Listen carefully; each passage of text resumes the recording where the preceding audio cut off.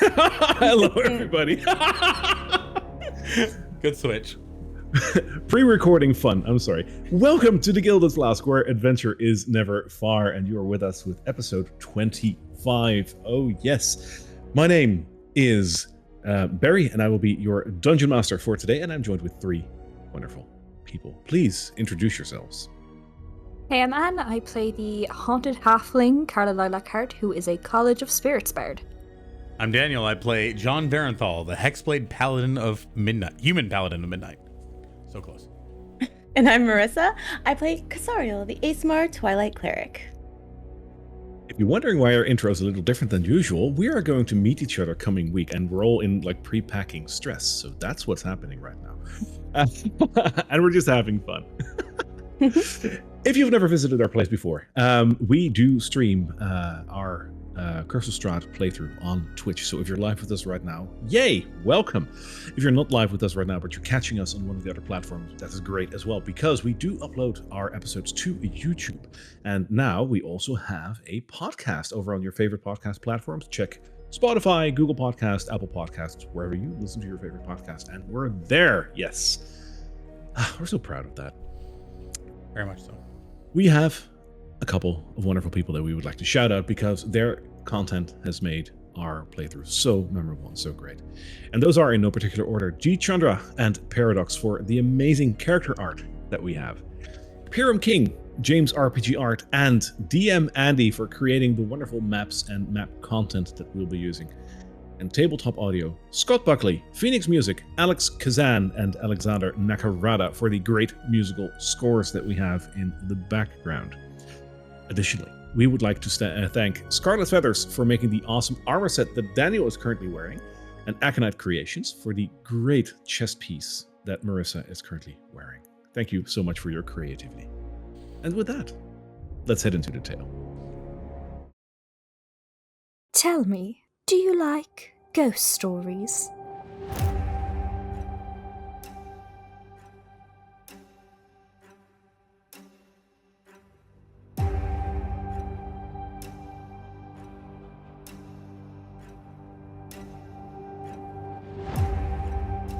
I've been investigating people vanishing mysteriously into the night, never to return.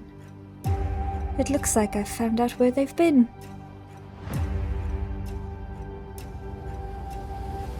Good evening. I don't like this place. The air feels heavier. Did you hear that? What do you mean he's watching?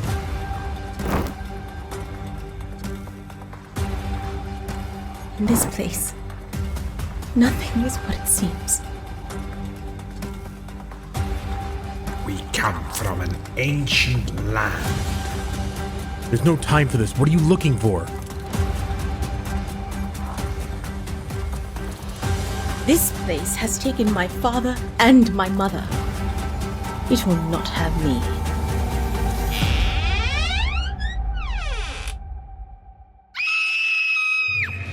We gotta move, now. Oh, I do love a good mystery.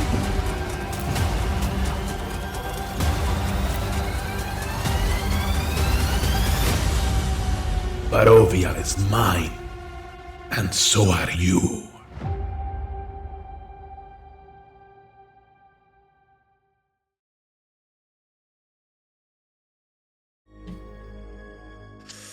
And for the 25th time, I'm going to say what an amazingly stunning intro that is. That is so well made by our very own Marissa. Thank you so much for that amazing quality. I love it. Like, you know, 100%. if that doesn't pull us to studio quality D&D, like, I don't know what does. Whenever I talk about the D&D, I'm like, oh man, you wouldn't believe how much production quality the people I work with have. And just like, oh, I show them that and they're like, wow, is this a Netflix episode or what is this? Amazing. I love it. And our reply to that is, it should be. So if anyone is out there listening and interested in a D&D group that comes to Netflix, you know, we're open for discussion, definitely. Yes. Ask for our slide deck. So where were we last week? Well, You came back from Castle Ravenloft, where the week before you had an interesting dinner with the Lord of the Land and assorted other people. You were escorted back to Vallaki, but the carriage took a side road and brought you back to your mansion, the ex-Dr. Daskalu mansion, which is now yours. And you found out that the whole place has indeed been completely redone and redecorated by, we called him... Orpheus? Orpheus, wasn't it? Yeah. Yeah, Orpheus. Mm. The flesh golem, who was a construct made by Dr. Oh, that's what it is. Who was made by Dr. Daskalu, but left to his own devices after, being killed and all that. You guys befriended him, and he's sort of your butler now, I guess. And he cleaned up your house nice and well, so there's no more blood, no more organs. Rather homely. You took some time to relax over there. And then you went on to get one of the gems of this land for Strahd. You went to Yester Hill. Stopped on your way at the Wizard of Wines. And they indeed asked you to go to Yester Hill for that gem indeed. You went to Yester Hill. You spoke to a sage or a seer who gave you some interesting pointers. The pointers weren't exactly the same for all three of you. And then you went on to brave Yester Hill, where not only did you talk to an old spirit that gave you a magical spear, but you've also seen a large wicker man construct being built and sworn in almost by the druids. But you had to pass that because time was of the essence. You had to kill the Gulthias tree, which was beyond Yester Hill itself, and a large gnarly tree was indeed looming in the back. You went there, you dug down deep into the earth while you were being beset on by needle blights. You crashed down, you bested the undead priest that was there, and stabbed the heart of the Gulthias tree, thereby ending one of the worst things of Yester Hill. But the battle isn't over yet, because even though the Gulthias tree is easily defeated, the gem itself and its magical properties might have awoken the Wicker Man. And that is where we left off last week. So, let's see what you guys will do this week. I have a gut feeling of what you guys are going to do, but let's see. We're going to pray. Amongst other things, yes. Be The floor is prayer. yours. You guys were on your way out, so do you want to start here or do you want to start outside? Before we leave, Carla, are you all right? How are you feeling? As well as someone who just came back from the dead can. I think I'm going to take a potion. I need it. Do you need one? I've got I hold up. I have a larger one. It's a potion of greater healing. Do you want to top up? We need to Wait, be. before you do, Tremaine, can you help us? Oh, Do you have any sorry. magic? That's me. Tremaine, hello? Are you there? Sorry, it's the killing of the heart. We've done it. I have more healing to give, but my magic will be tapped pretty much after that, and I fear we might have another battle on our hands soon. If you wish, of course, I will help you. I'll take the potion. Uh, I have my own. I will have mine. And Carla's going to take a greater potion, the potion of healing greater. So, Okay. how much is that back? You can max it, and if memory serves, it's 20, but let me quickly look that up for you.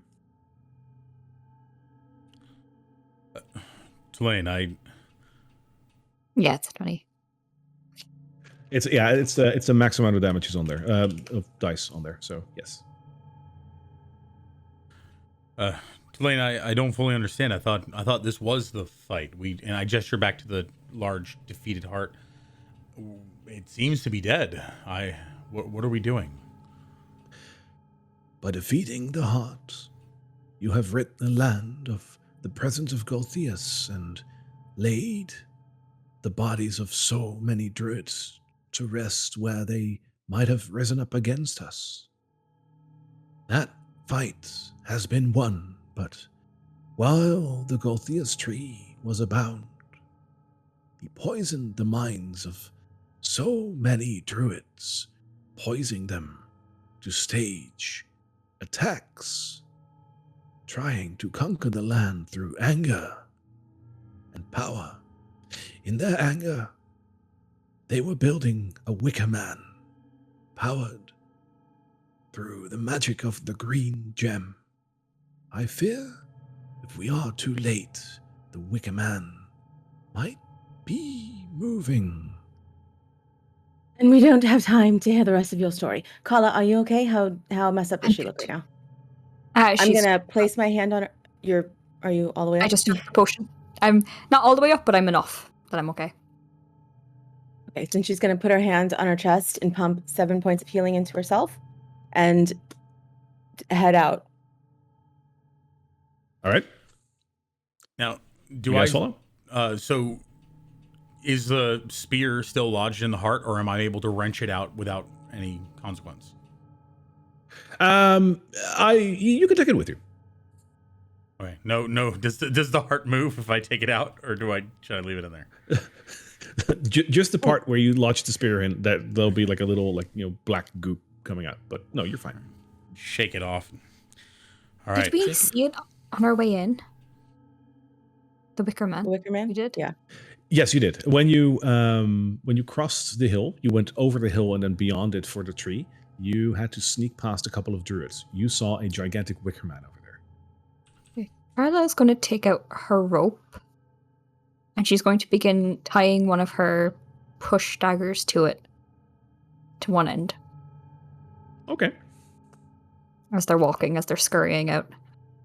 Love it. Usually when Carla gets creative, it gets interesting, so we'll see where this leads. But Pat my wand of bird explosion crate deletion and druidic shocking at my side. That name is going to get long. you emerge from the tree, and you have to head north. Is there anything you want to do here, or do you want to go to Yester Hill? Run to Yester Hill. All right. Then I will switch again to Yester Hill itself, because there's nothing else that you can do here.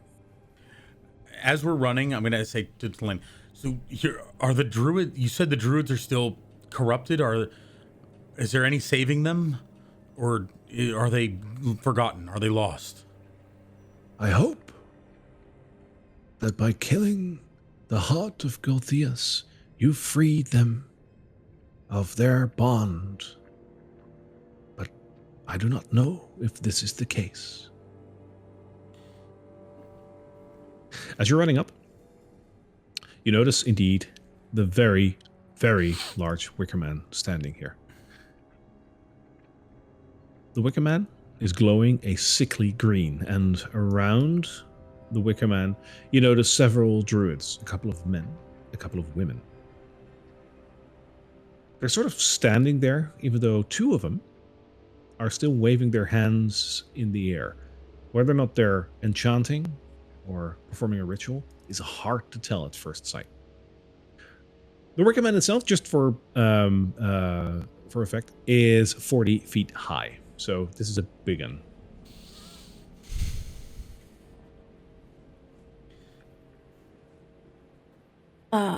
Kala, can you message them and ask them in their head what they're doing?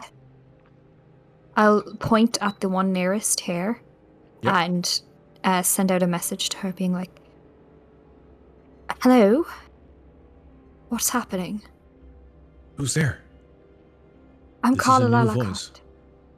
A new voice? I'm Carla Lalacott. We just defeated the tree. Gulthias' tree. To free you. Are you freed? Do you have autonomy? We are. Thank you. The voices have finally stopped, only to be replaced by yours. You have no evil intentions, I hope. No, this is a spell. This is not something that can control you, I promise. I have other spells for that. Sorry.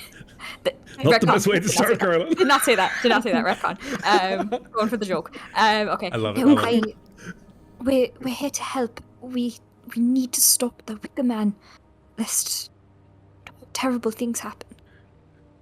We're not sure if the ritual completed. We're trying to We're trying to find out. If It's we- motionless. If we come out to you, will you be kind? Will you not attack? If We- that we will agreement not is attack mutual, you. then yes. Of course. Thank you. Okay, they're good. We can head over. Sariel starts running, and her footsteps slowly start running into the air so that she's no longer running on the ground. She just lifts in the air and then starts flying towards it. All right. As you do, and this communication was happening while you were running, all of a sudden, you see that the Wicker Man itself very slowly lifts an arm and lunges forward with that arm towards the ground, utterly obliterating the druid that is in front of it. Roll for initiative. Oh! Ooh, big boy. Okay. Woo. Is there music? Yes, okay, there's. It's coming. Oh, I love this music. Yes. There is. I got new dice. My friend gave me new dice, so hopefully they'll roll better than last time. Okay, where are you? Where's my d20? Okay. I got 15. 15. Got 19. Nice. 16. All right. Fine. Carla. I need another roll from you. Oh. That is a 12. 17. You go second. Okay. Woo. Thoughts and prayers, guys. Thoughts and prayers. We got this. All right. Hang on. One more thing. Where did I Just go? to clarify for anyone watching or listening in the future, Stoker, our little shadow pug from the last episode, I'm supposed to be doing concentration checks whenever I take damage, and I had failed to do those. So after I think I took a few hits, so we're just going to rule it that by the end of the last battle, he's vanished back into the etherealness. So Fair enough. just wanted to clarify. Well, we'll give him one more roll today. There we go. And he's gone for now. This giant of a wicker man that just obliterated one of the druids in front of him turns to the side, and as he does, he just waves an arm around, and he does so by stepping one step this way. He can move. Oh no. Oh, yes. He has a movement of 60 feet, just so you know.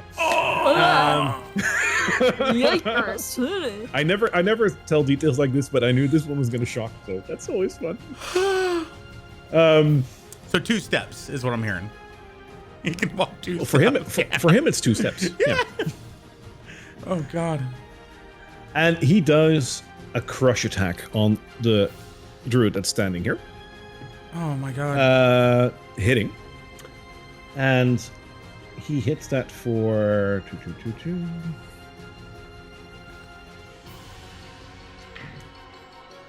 Not too much. 14 damage. He's still alive. Barely. And he gets flung back 20 feet. Oh! Carla, your turn. Okay, well.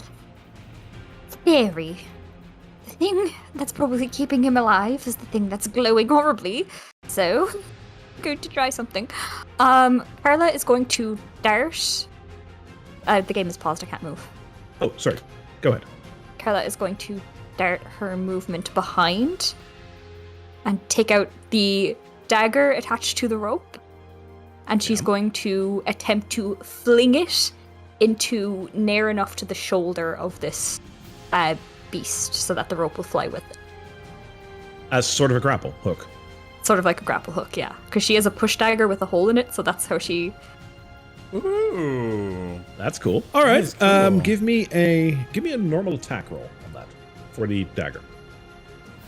Natural 20 to start the episode. It's There lodged we in go. there. Plus It's 6, lodged 26. in there. And go ahead and roll your damage on that. Okay, yes. So that's just I believe, a d4. Let me double check, because it's one of my regular daggers. Yeah. Oh, don't fuck me. That's a... a 7 crunchy crits, huh? damage. Oh, it is! That's... Okay, so that is 15 damage. There we go. Cool.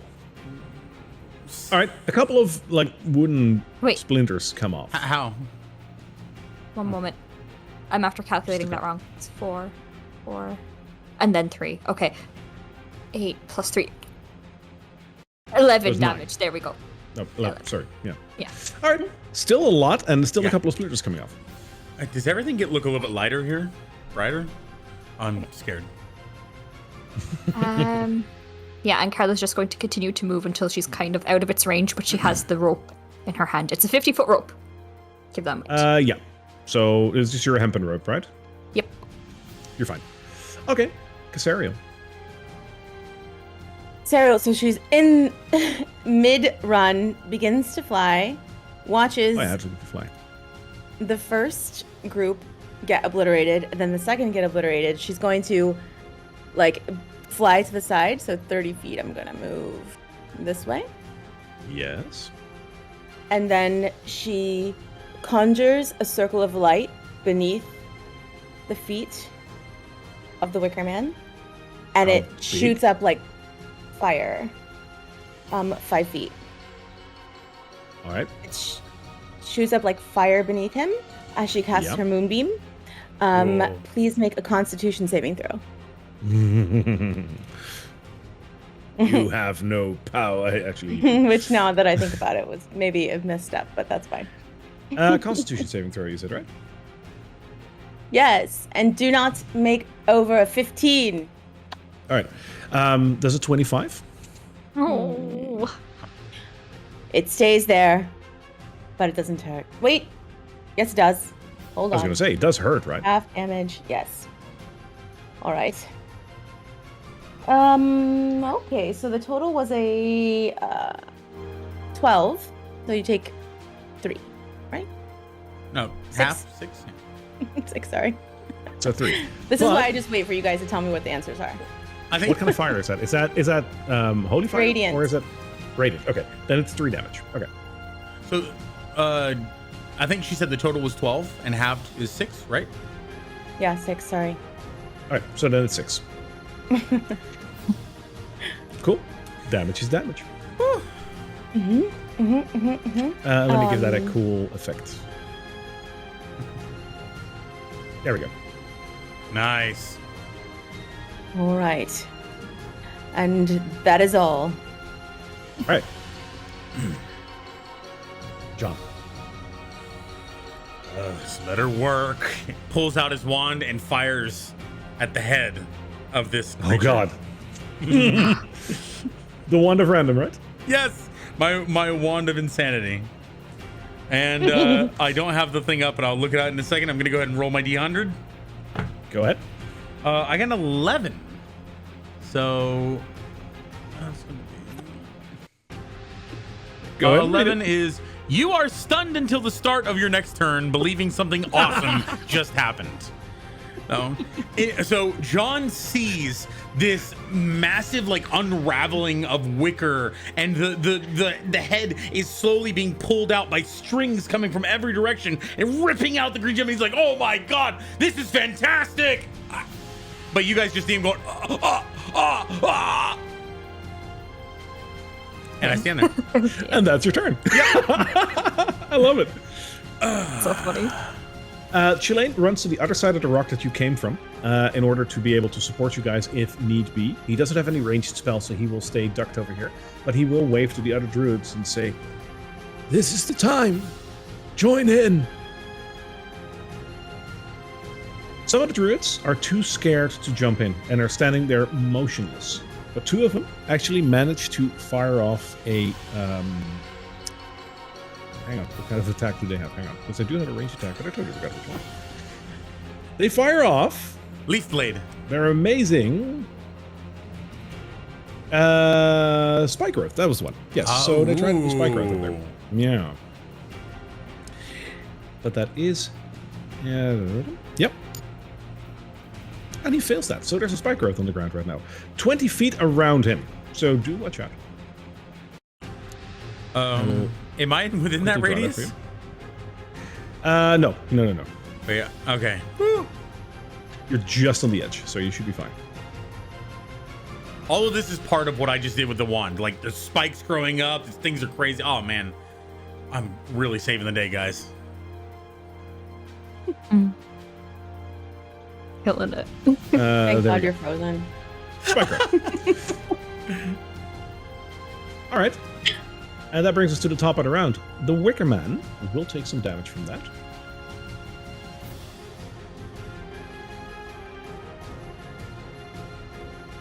Let's see, 2. For every 5 feet it travels, it's totally going to travel out, so I'm going to let him walk. He's going to walk over to Casario.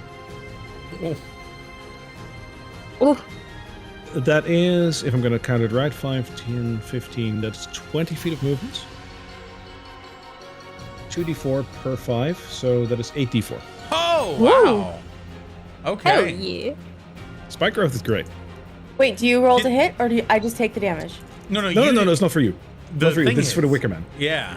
Oh, okay. I was gonna say, wait. Don't worry. Wait, We were not cheering wait. for you dying, don't worry. Yeah. We would 8d4. not be Good luck, cheering. Casario.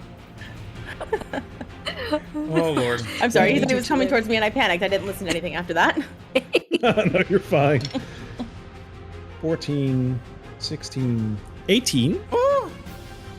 But... Nope. He's effed. That's 18 points of damage for him.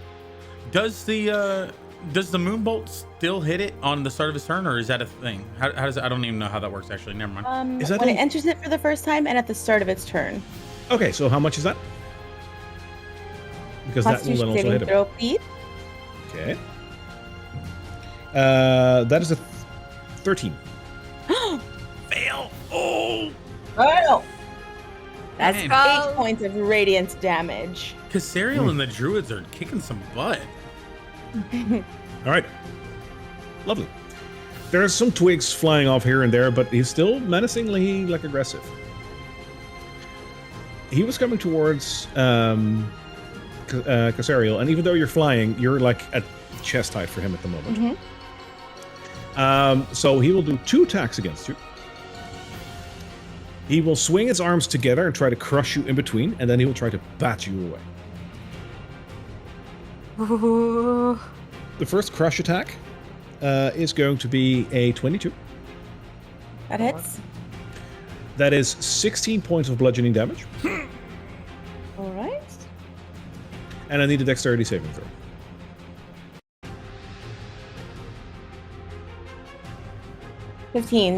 Wait, sorry. Dexterity saving throw. Oh, let me add my Yes. thing. 17. 13. 17. 17. Oh, 17. Sorry. Okay. I rolled a then 15. You're fine, so you don't fall prone. Thank you. You. Solan. Because the second attack would have then critted. Oh, yeah. Yeah. If it hits, of course. He tries to now bat you away, and he does so. Uh-huh. No, he's going to miss. That is a 11. Does not hit. Okay. So it's probably because he crushed you in between, and he was thinking of you going to the ground. He was kind of like, and he hits underneath you. You're fine-ish. Carla, you have a Wicker Man on a leash. I sure do.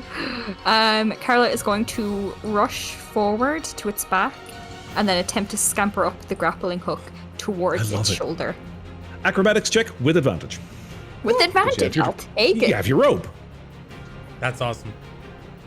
Ooh, okay, With a okay. natural 20 on that, of course. Amazing. Alrighty, so that's the higher number. And what's my acrobatics? Oh, that's not bad. That is a 17. Okay, yes. So you will make it up. However, you will have your normal movement. So you had 5 feet of movement towards it. So that still gives you 20 feet of movement upwards. So you're going to be about halfway his back. Ways is back. Okay. I think that's all I can do because I don't have bonus actions. So I'm going to just hold on for dear life at the back Okay. of this thing. So you're technically grappling him, but we're not following grappling rules here because that will be freaking funny. Hanging on. I know. Hanging on to dear life. Hanging on for dear life, yeah. Alrighty. Casariel. She gets hit. It hurts really bad. And she just barely misses this pummel into the ground. So she's going to begin to radiate, and a circle of energy encapsulates about 30 feet around her. And that ball of energy, as she channels her divinity, begins. So like kind of like little electrical pulses within it. And then she's going to beckon her moonbeam to her. It's going to move however far it needs to move and get right underneath him. Okay. And Constitution saving throw, please. There you go. There's a lot of light effects going. For those of you that are just listening in instead of watching, there's like a lot of light effects going on right now. It looks really nice. And if you ever want to watch Constitution saving them, throw. you'll get to see the wonderful maps by DM Andy. He's got a 29. Oh, saves. Okay, so I rolled a 12, so that's once again 6 points of damage. Alrighty. With those 6 points of damage, you're starting to notice that the Wicker Man itself starts to look a little bit broken apart. For my movement, I will fly 30 Yes. feet vertical. Up. Up. All right. That'll bring you just above his head. Okay. All right. And that is the end of my turn. John, you're out of your daze. So in my head, actually this massive like collection of strings formed a hammer and slammed it over to where it's standing now, but it accidentally hit Casariel. I'm so sorry, Casariel. And pulls out the spear, runs forward and jams it into the heel of this thing and essentially twists. Basically, I'm doing an attack, but I'm trying to break its heels. So Okay. Cool. so Let's see nothing what you super got. special, just like a regular attack, basically. But flavor. Let's see what you got. All right. I got a 9 to hit. You hit just between a couple of branches. As I said, it was slightly starting to fall apart. You just hit right between a couple of branches. It doesn't find purchase. One of the branches like just breaks off, but it wasn't actually connected to the main one. So I'm gonna attack again. No. And that one was 18 on the die. That's a 23 to hit. That definitely hits. Yep. So Alrighty, and that is going to be a 25 damage. 25 damage. Nice. 16 plus All 9, right, baby. that definitely lodges dislodges a couple of like twigs and stuff. So, yeah. All right, and I'm going to look up at Carla. Good plan. How did you get up there? And that's my turn. He'll wink at him. Julane, on his last legs in terms of like magic, will point his finger at Casariel and cast Cure Wounds. And he will do so for the max. So that is 12 points of healing. Beautiful. And actually, can I make it so the I don't know if my sphere hits him. I'm 30 feet in the air, but it's a sphere, so it'll be 30 feet beneath me, or I guess maybe I'm more than 30 feet in the air. He's Oh, well within that, so yes. Okay. But it's a sphere centered around you, right? It's centered around me. Yeah. Yeah. So when you flew up, he's no longer in it. Okay. Okie dokie. Thank you, Tulane.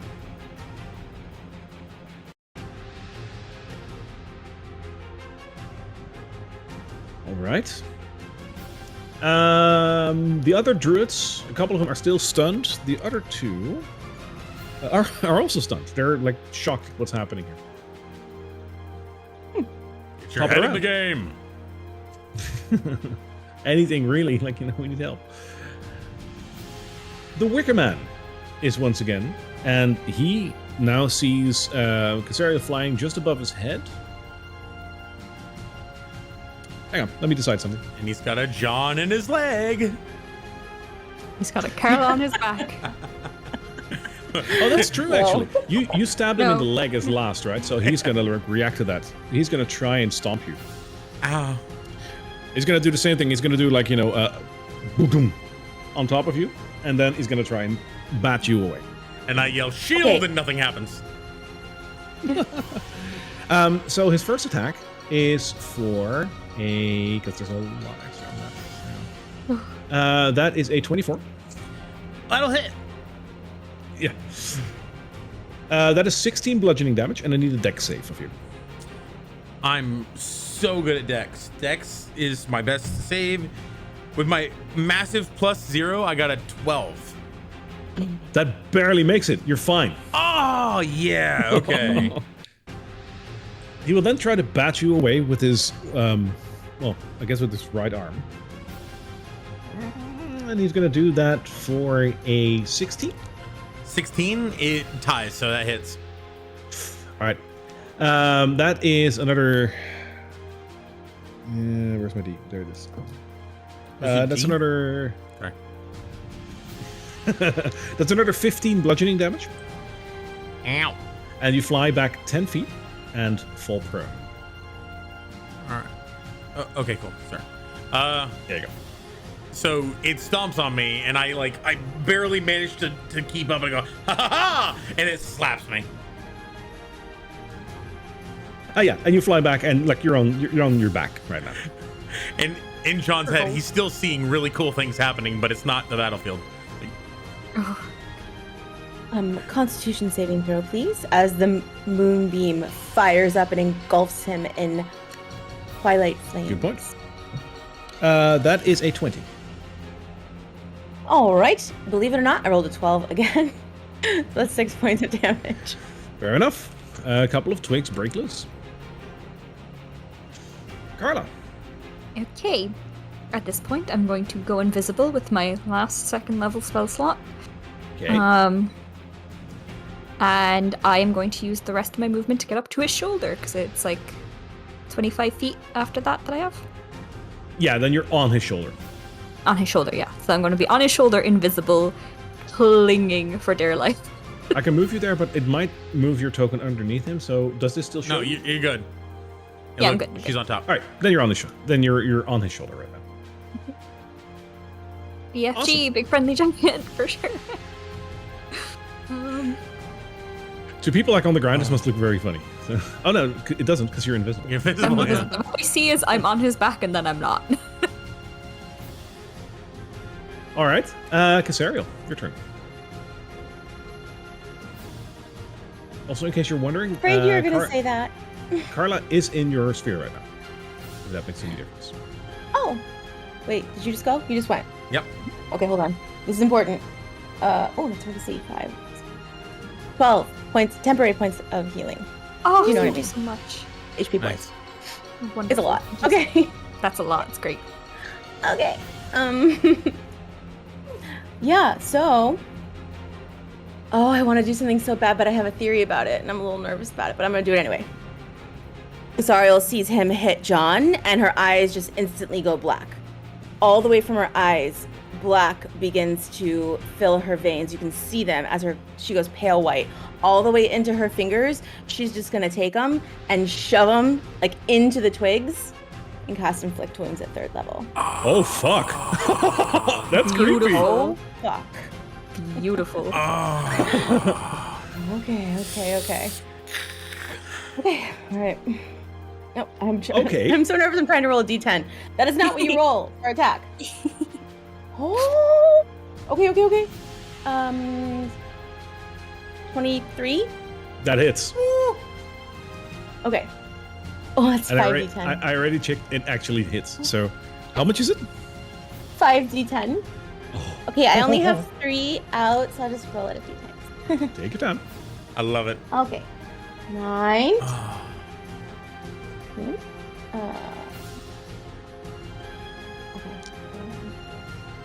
I'm trying to think of there's like a movie or something where somebody got hit and then this black, like, not goo, but this like infliction, this nastiness just spread across their body from the hit. And this is what I'm imagining is what's happening right now. Yeah, is it kind of like in the Matrix, like where Agent Smith? Something like that, yeah, with the mirror. Yeah. You are no Agent Smith. as it transfers from her fingers onto him, it's 24 points of necrotic damage. Wow. It's necrotic, you said? Yeah, that's what I was worried about. That's what I was talking about.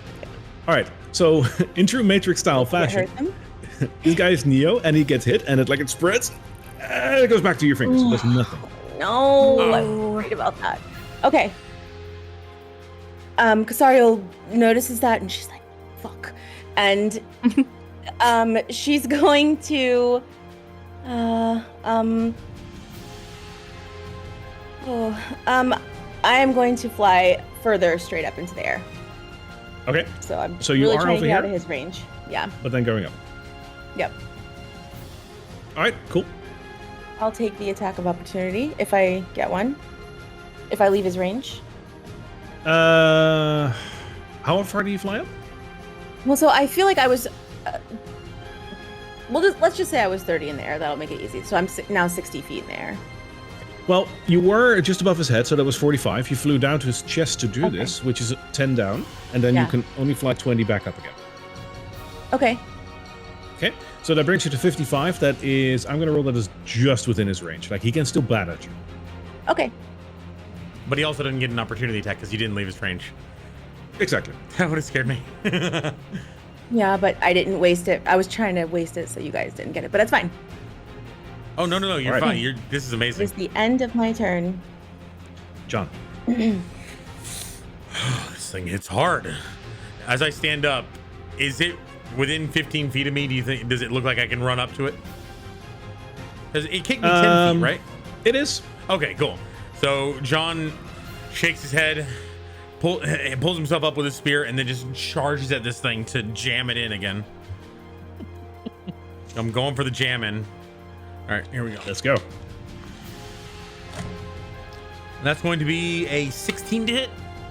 That is enough. It hits. Oh, good. Woo! Okay. Oh, man. Okay, 16 plus 24 damage. Beautiful. Yeah, 24 damage. A large chunk of wicker just breaks off of this thing. It is hanging on by a thread. How By a fitting. twig. Oh, by a string. Yes, a thread. By a string, yes. And Anything else? I've got one more attack, and as he pulls back to jam it in one more time, his eyes go black, and he thrusts in one final time. Hopefully, this is gonna be odd if it's not. All right, that is a 13 plus 5, 18 to hit. So I imagine yes. That hits. And Yeah. that is going to be 10 plus 16, 26 damage. All right. As you thrust your spear in, and you have switched back to Escher, who is controlling your strings, you thrust in the blood spear, and as it does, you feel a shock in your hands as the spear disintegrates completely. And strings come in from the Ethereum, latch on, and just pull it apart. Its chest, or something like that. Perfect. It's dead. The Wickerman? The Wickerman is dead. John Oh, takes 10 temporary hit points. The Wickerman breaks apart and crashes down into a pile of wicker. Carla, this has one negative connotation. Can we do like a contested roll or something? I can try to Can I grab try her. to catch her as she falls through the wicker man? Oh yeah. Casario, I love the idea, but you can't see her. She's invisible. Okay. Fair. I'm invisible, so you can't see me either. Oh, John, fair. you can only see her at the last second, Yeah. so I will allow it say. with disadvantage because it will be a last-minute jump. Okay. If you do, she will land on top of you, mitigating the Wait, damage. okay, cool. I'm gonna roll. What am I rolling? Is it just You roll with a flat 20 with disadvantage. okay? Cool. And I got a 10 and a 16, so 10. That's enough. I will allow that. You jump underneath Carla, and you will take a bit of damage. You will take 5 bludgeoning damage because of that, because I'll take she's it. dead. I'll take it. I'll take it. No, I think I'm taking Carla, it. for You're you? mitigated. No, that's Oh. you're getting a Okay. little bit more. Oh, From the exciting. falling, not that much 40 more because feet? it's mitigated. 14 points of damage. 14. Okay. 14. So you live. so Yeah. I would imagine I that took that potion. like the John body sort of when as soon as it enters within that radius of what he can see, it just yanks in the direction. Not even like he didn't jump or anything. It just gets pulled in that direction. I love it. And you immediately get 12 temporary hit points. The Wicker Man crashes down into a pile of wicker, as I said. And in between, you still see a faint green glow coming from a gem that is about the size of your fist, depending on who you're asking, of course. Kasariel is gonna fly down and do one of those like Marvel like punch the ground like or like Black Widow like land and like look up, and she's going for the gem. And as you do, okay, you will fly into the rubble, because that's basically what it is right now. And sure enough, after a couple of seconds, you will indeed pull out a beautiful looking green gem. as you stand up, Escher's just standing there with his hands clasped behind his back. I imagine Carla's a little shell-shocked from just after falling down this thing. Taking... Well, I took damage, but I haven't... I mean, I'll drop the spell. It's fine. Oh.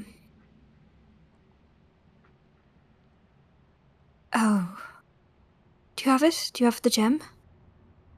You can see it like glowing from her hand, but she closes it as she sees the other druids coming around you, and I'm gonna step up and like kind of just make sure they're not gonna try any shit.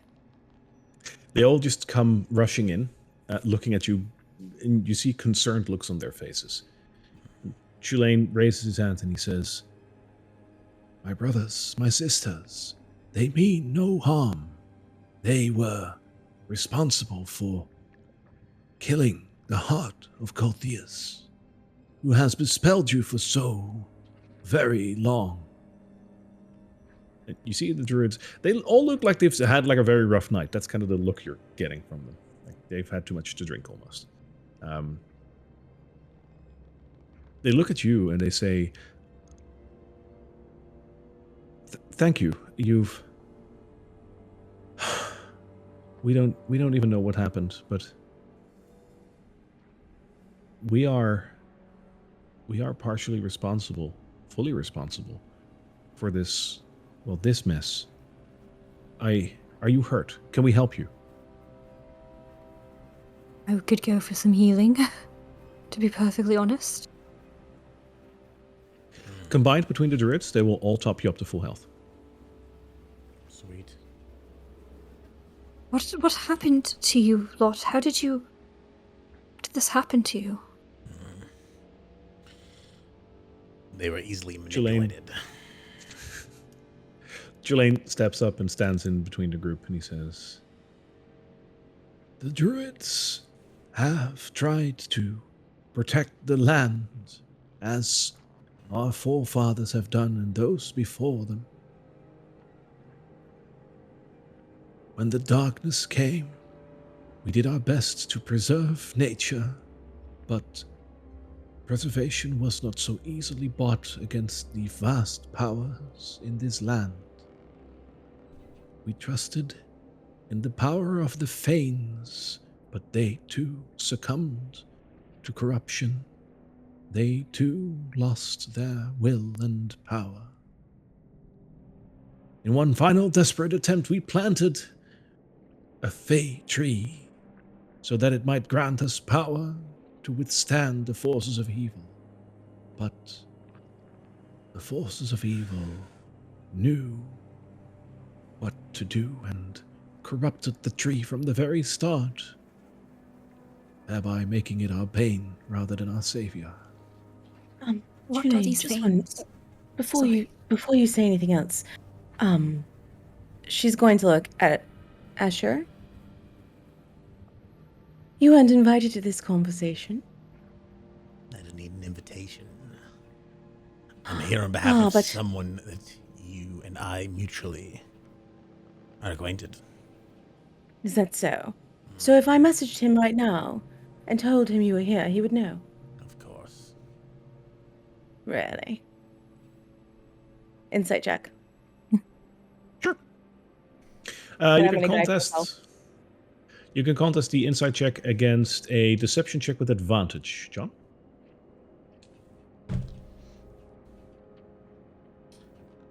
I apologize. I've gotten a 23. I've gotten 26. So please tell me, are you lying to me?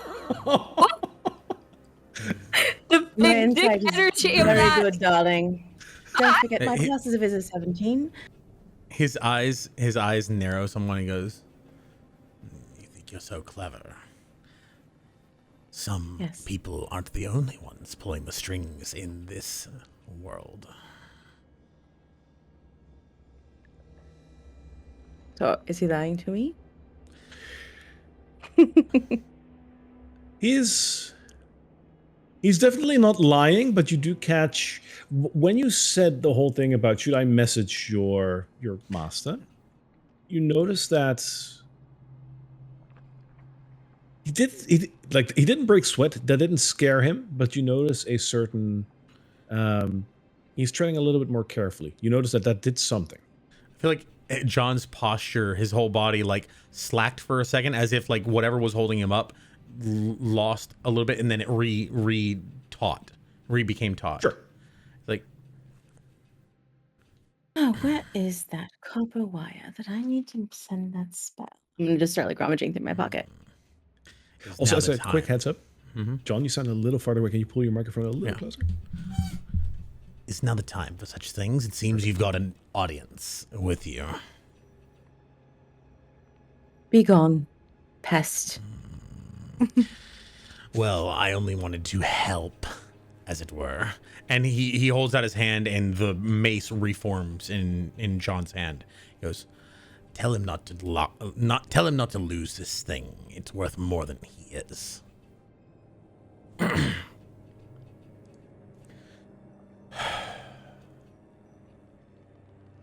thought that was over. So I was just gonna take John's hand. I'm sorry, Janine. We had an audience. You can continue now. I understand. The powers of the dark forces work in very many ways. We appreciate your effort. What is to become of the gem now? I might suggest, but I do hope you will listen to our suggestion. First, tell us, what are these Fanes? What were they when you began? What are they now? The Fanes are the ancients.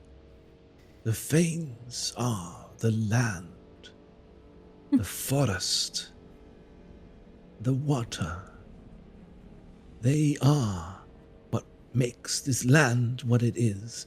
They rule over a segment of nature each, empowering it, breathing life into it.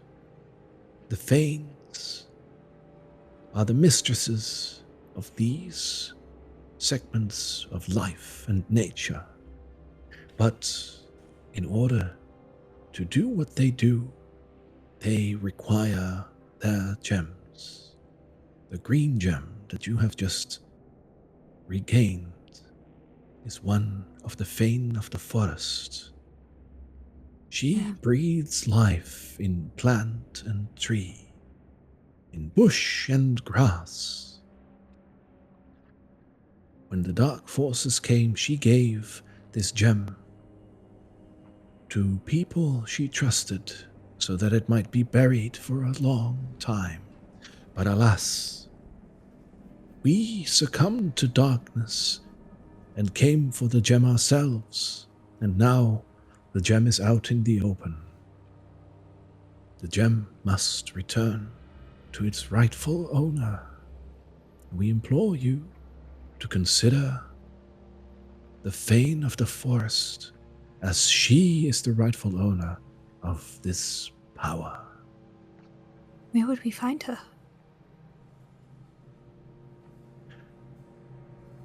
If she is still alive, she must be at her shrine. Past Valaki, there is a hill. On this hill, a windmill is built. And near this windmill, a stone altar is made, where she can be found if you cleanse it and bring back the gem. And returning this gem to the land, will that combat these dark forces? Is there some benefit to doing it besides helping the forests grow? I'm sorry, you must understand we are coming from a very different position than druids in nature. We're not even of this land. It will heal the land, but to combat the dark forces is beyond my knowledge. The Fane would have your answer. You mentioned a windmill. Does this Fane person, is she a witch who eats children? Jelaine just looks at you with a big question mark on his face. Because if so, Yeah. she might be dead. There was a coven of hags residing in the windmill. That was. Their leader is dead, but the other two remain. But if I understand, she is within this altar. Behind it, yes? Yes, Is she a spirit? A ghost of some sort, or some sort of deity? she is a being. Not alive, not dead, but in between. But as separated from her power, she might perish. For it is the power that keeps the land alive, that also keeps the Fane alive. This dark force. Does it have a name? The name is known to you.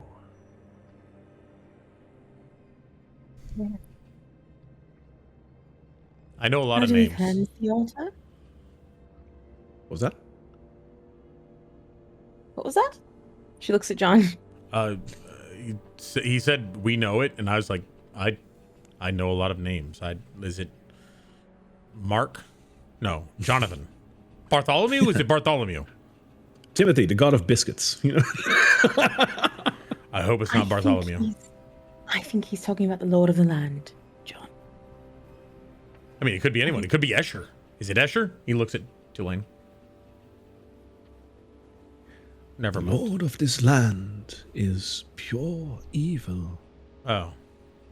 He has destroyed nature and has given no regard for bringing it back from the brink of death where it is. We oppose him, and we will keep opposing him. We hope that we do not make an enemy of you in so doing. How has he done this? What magic has he performed? Is he some sort of wizard? Everyone keeps saying he personally is destroying this land, but how? Unfortunately, I do not have supporting evidence for my claim, as this is a story brought from father to son and mother to daughter. But I must implore you to believe me that this is true. Our ways are being destroyed by the Lord of this land and his nefarious ways. I have a question. If somebody was in a courtyard and they stabbed their hand and blood dripped from it, and they looked in every direction and said, like, I'm the land, would that have anything to do with anything? It sounds like dark magic. Something directly opposing what we stand for. It sounds defiant. He's gonna lean over to Cassera. I was like, to be honest, it looks kind of like what they do anyway. It's actually a good question, John. You know, I was nervous in the beginning when you started talking, but like when you finished that question, it was actually a good question. Good job, buddy. Oh my goodness. He's picking up some tips, being a Pat in the head. reporter. I think that I'm He's just gonna impressed. sort of, smile and like, "Oh, yeah, cool." How do we cleanse the altar? Do you know?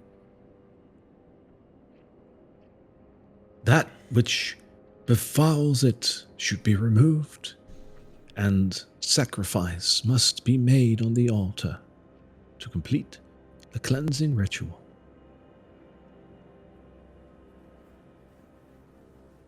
What kind Sacrifice. of sacrifice? The sacrifice that is tied with the current season. The season now is They have autumn. seasons. How can you tell? My God. He looks at all the other druids, and all the other druids look at each other as well. Like, isn't it obvious? Because they're druids, and they look at you again. Dear Lord. The Sacrifice haunted tied to the autumn. mansions and abandoned buildings of nature. My God. Do they Easy, have turkeys people. in this land? What is an appropriate Thanks. sacrifice for autumn? For autumn, the appropriate sacrifice for the forest is grapes. Oh. Very convenient for us. If Didn't we just do get this. some grapes? we sure did. I'm so glad you didn't let you eat them. Of course it is. Yeah. I can see why the winery is so important now. I suppose. The winery is also a plague upon this land. Have you tried No. any of the wine, though? You look like you The haven't wine- gone out on a night out in a couple of years. I feel like if you had a little taste of it, you could see the labours that this land is willing to give. Eileen, Perhaps Santa my Carla. companions were hit on the head a bit during this fight. Please forgive us. I did fall What from a about large wine? feat. Very They sorry. What were you probably saying? make their own wine, Carla. Oh my. It's a plague? Something about a plague? The winery is using nature for their ill-gotten gains of getting rich off of the natural resources that this land provides. We do not agree with this. Are you going to attack them if we leave you? I personally will not, but I cannot guarantee the safety from my other brothers and sisters.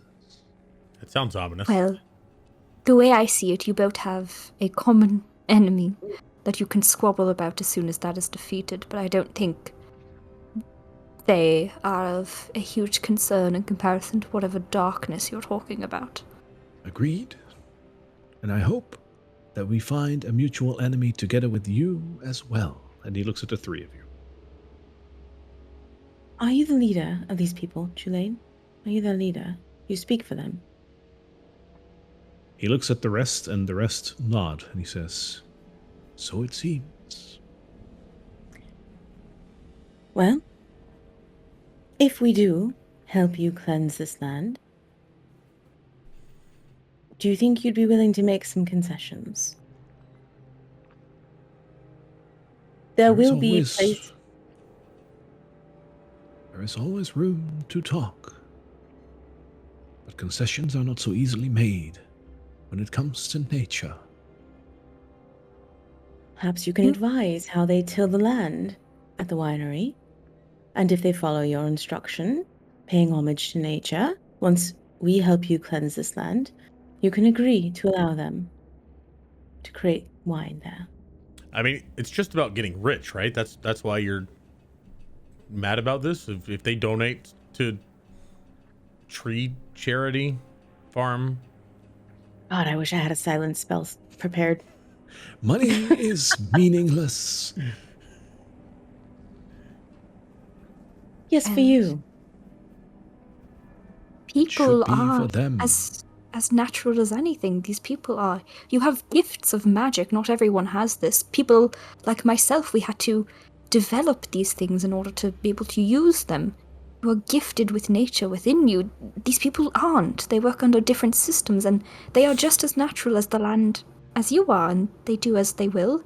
But you could guide them towards a more peaceful sort of commune situation in terms of working with the land, as opposed to the way that they are currently doing in order to scrabble to survive.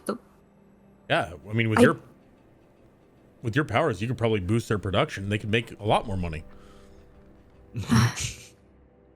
They could survive. They could survive in a way that is not just trying to get by day, but perhaps, again, nurturing the land. But I don't enjoy this sort of talk that you have as if the people are a plague upon it. They are simply here. There will be people everywhere who live everywhere. You can't expect nature to dominate over that, a tree to dominate over that. They are equal. They live, He they nods. work. He nods at you as you're saying this, and he says, "Your words are wise." Then he turns to John.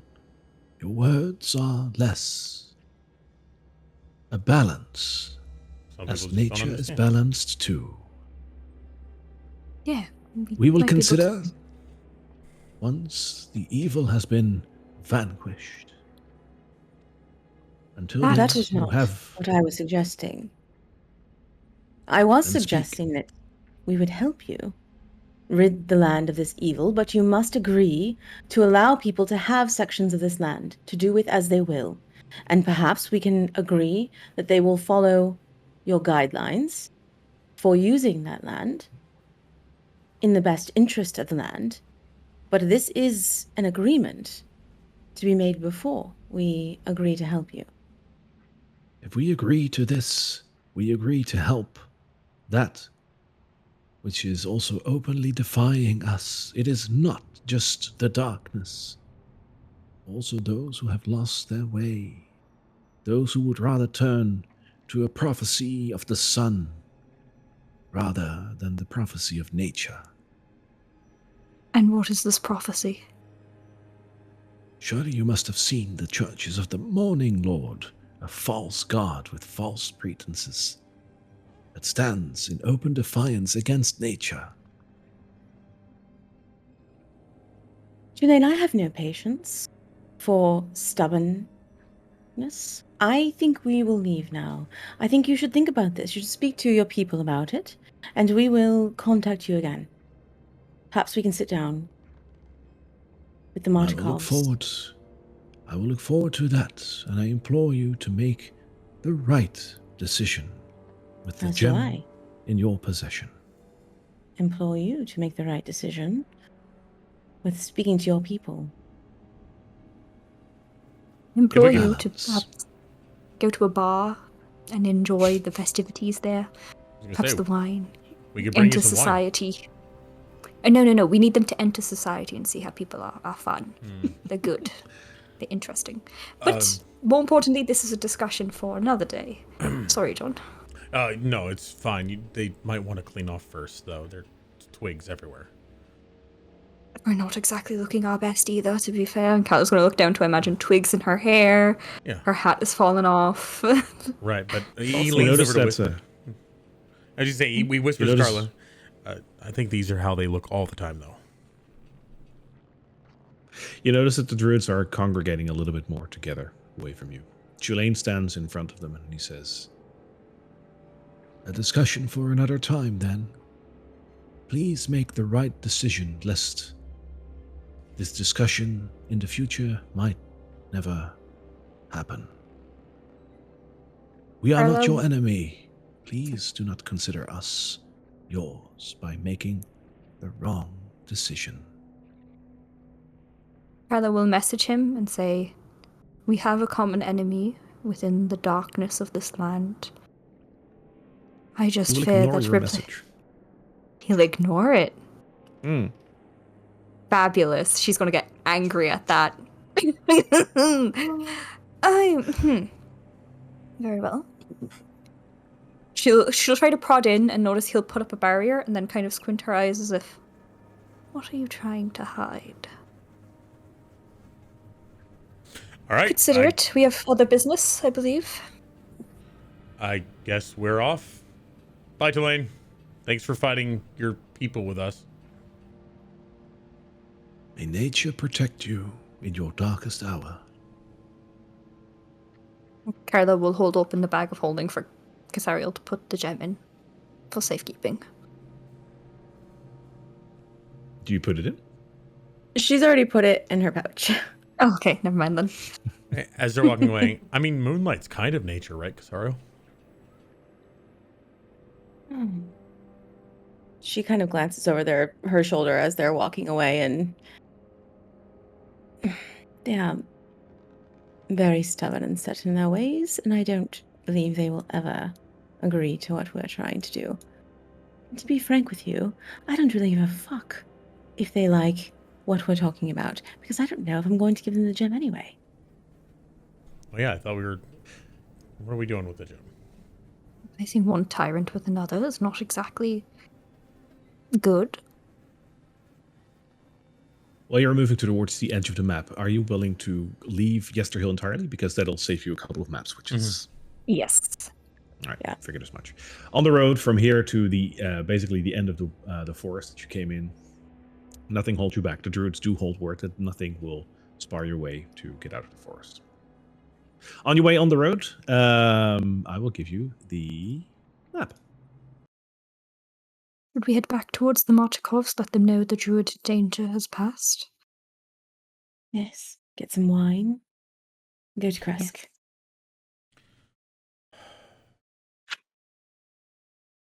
I was actually thinking, I know The mill. Kresk is important, but I feel as if there's a gap in my memory and it's starting to get worse. Like, I can't hold myself back from saying what I feel. I think it might implore us to go and retrieve my memories. I know it's selfish, but I think I'd you're rather right. have all of me ready. No, If we're Carla, it's going- not selfish. You're absolutely right. But I Yeah. believe Kresk is on the way. Should we not just at least have entry there? We can confirm Is it, Kresk yes. on the way?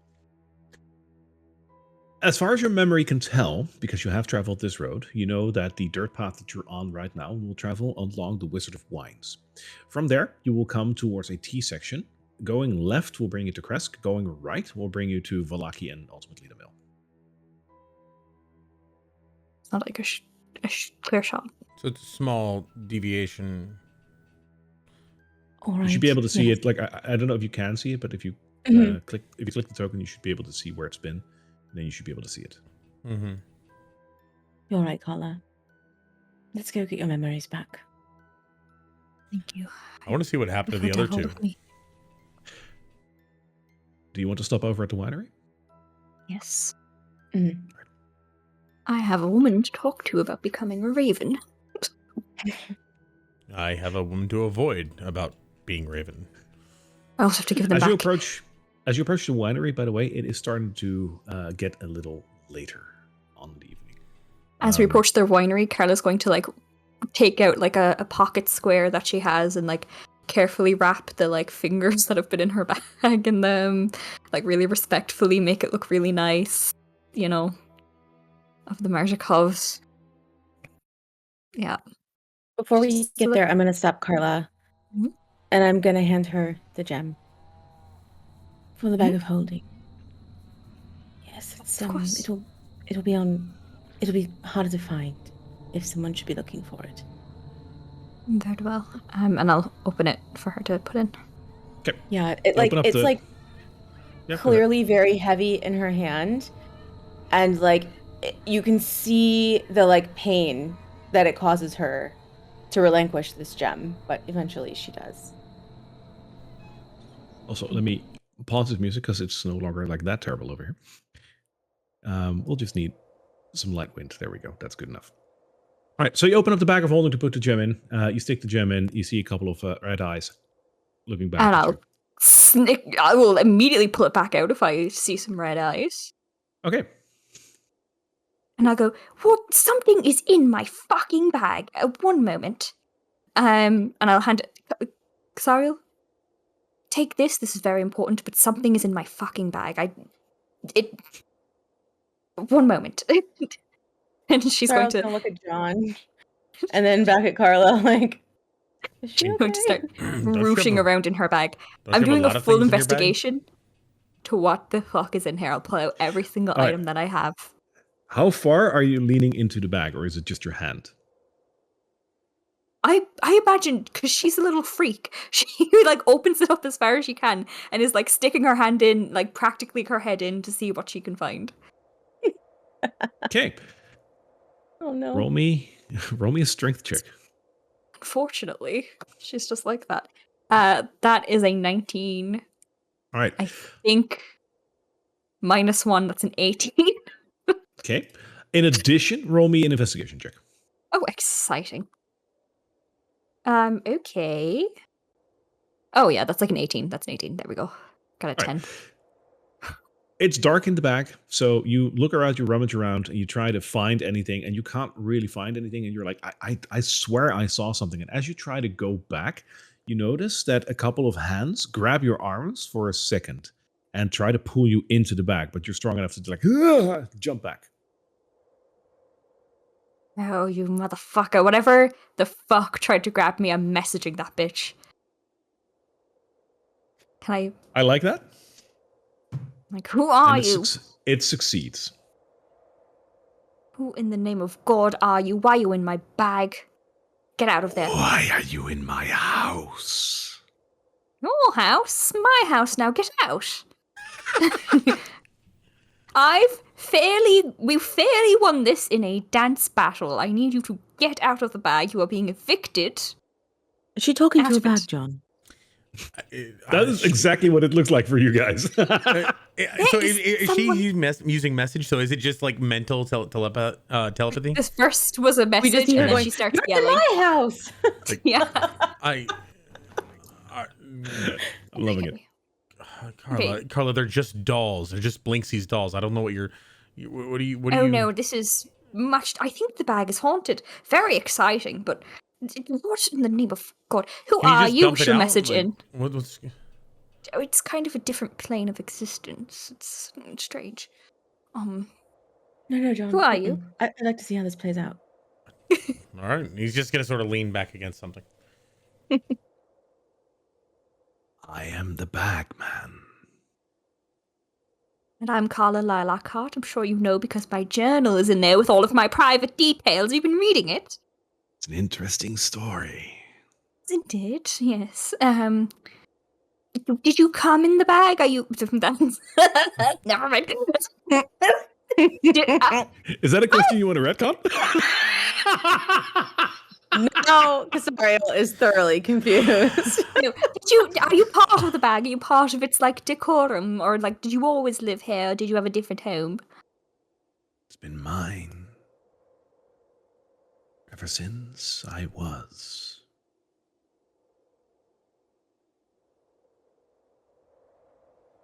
Do we hear that? Since you were okay. Are you listening in, or because if you are, then you might be able to notice, but if not, then it's too far away. John's Like, probably this is not. more. It's like on the level of a whisper. Are you able to get out of the bag, or are you stuck in there? Do you wish to see me? Absolutely. Come on out. Say hello. This is weirding me out, Casariel. Casariel holds a moonbolt. She'll open the bag as wide as possible to like basically give him entrance to leave. And as you do that, like this hunked creature just lobs out and just grabs your arms again. Give me another strength check. Hello. Hello. Oh, yikes. Oh, A natural 20, which is turns to a 19. right. -1. Wow. He can't. Yeah. As he grabs me, charm person. I'm going to be like, hello, come on out. All right. Well, yeah. Okay. What's my save on So that? give me a DC Ah. 14 wisdom save. I got an 18. Oh dear.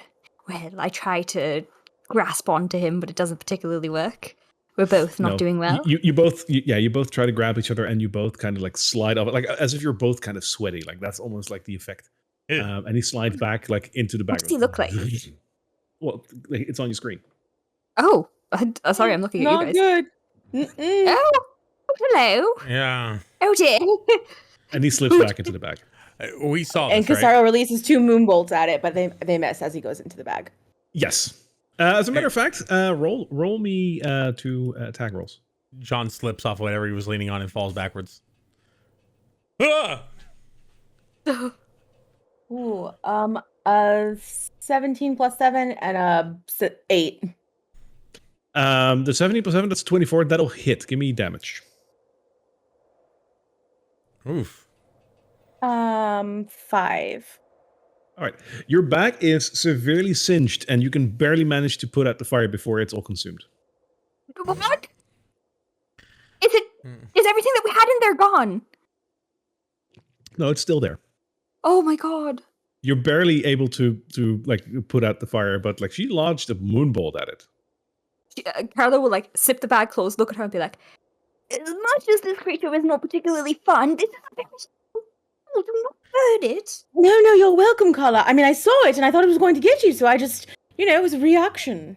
All that military training. Don't think of me. What the hell have you been My putting in God, that what was bag? that? Wait, I'm going to open it again. If we broker a deal, would you possibly be willing to like take the souls of our enemies if we give them to you? There is no reply. Oh, come on, don't be... Oh, my God. We have a pocket demon, is that not... That's not like him, it's different, it's not controlling one of us. As she says that, divine sense. I want to see if I can... it has to be within... Interesting. Yeah. So if it's not behind complete cover, I believe I can sense it, but it's kind of in a bag. I was thinking, like, is that going to work? Plane. Yeah, the inside of the bag is a different plane, so that's not going to work. Right. So, so you can't open the bag and just have me. Pew. No, then you have to step into the bag, which you can. But I'm not afraid of this thing. I don't like it being in our stuff. What else is anything of mine in there? What's in your bag? I'm very concerned now. Well, I mean, there's a lot of things in there. And she's gonna just like run through a bunch of garbage. But there's also the Mace of Terror is in there. It's been in there for a while now. half apple. Poisons, any potion in there? That is usually where I keep my potions. Yes, oh dear. Well, I mean, he hasn't stolen anything so far. He seems to just be. I mean, where would he go with it? Exactly. Within the bag. He'd have to come out of the bag in order to leave the stuff. So I just have to be careful when I put my hand in there next time. I can put the mage hand in there. That's much more. There we go. Solutions. We're all about solutions. We just fought something horrible. I took a big fall. Let's go to the Martikovs. We can deal with whatever's in here another time, I think. All right. I will You've arrived cast at the winery Cure at this point. Wounds at 3rd level. I'm sorry, I have 1st level spells. Never mind, 1st level.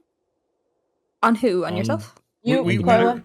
were Oh no, healed. I got fully healed from the druids. Yeah. Oh, yeah, that's right. Sorry. Yep, sorry. Never mind about that. Just to stop you from wasting a spell slot. I was going to say, are you going to heal the bag? Like, what?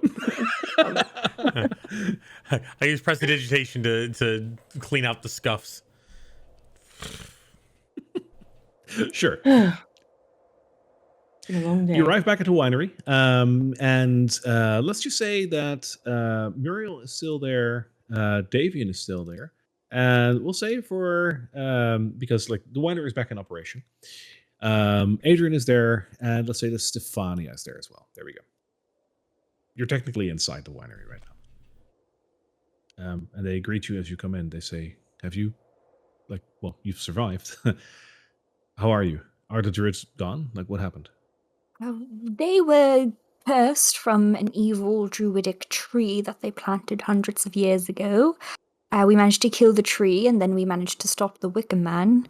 Unfortunately, we lost the gem along the way in order to kill the Wicker Man. So, I'm sorry we couldn't get it back, but they are now not going to attack you, if nothing else. They look at each other with a very sad expression on their face. Then the winery is lost. Is it? I thought you said it was fine. Without the gem. Well, in believing that you would get the gem back, yes. The winery will now Sorry. wither. We knew this day would come, but You will find a way to continue on. I'm sure of it. Don't know how the people of Barovia will do. I appreciate your kind words, but The druid think- said there was somebody over by a mill that could make the forest better, something like that. the Fane. Right. Yes, but You know she- about If we the talk to them, we were entrusted with the gem to safeguard it while she went into hiding. Our powers would wane without the gem, but it was a gamble that we would make. Our forefathers took the gem and hid it over here. All in vain now, it seems. The Without druids. the gem, the Fane is lost. Good caller. Sorry. What was this deal that you brokered with the Fane? What was the connection you had to her? Your family, do you know? She needed a place to hide the gem, and through having the gem here, we could still use part of the power. You see, if the Fane controls the gem, she can control nature to a degree, and she can help out in letting the winery thrive and letting the trees thrive, and well, the land, basically, the forests. If it's not in her hands, but it's here and we buried it in the ground, then at least a winery would still function. This is why we were able to make wine for the last couple of 100 years. And, well, it seems that the druids finally found out why all of nature's withering but the winery. They said you were doing this to get rich. Typical druid stuff. If she was to be returned to power, would the winery thrive again? Would the entire land? I know If it's in time, yes. It's in time. Okay. And I'll message Casariel at this point and be like, I lied because I thought that would be the best option, but I'm unsure now. I think it's best to keep the gem a secret to ourselves at the moment. Hey, there are 2 other Fanes, right? We've been told there were 3, right, Carla? Yes, there's the mountains and the swamp. Maybe they as have well. gems that'll work. Do you think we'll be able to use that? I mean, if ever. Do you know anything about them? The Supposedly others? there's 2 more Fanes, one for water, Hmm. and another one that I personally don't know, but there should be 3, and all 3 should have powerful gems that help them cover that part of nature. I'm sorry, I'm not that much into the lore, other than like the one that is very much tied to us. What? You've had dealings with the Fanes, but how did your family get cursed?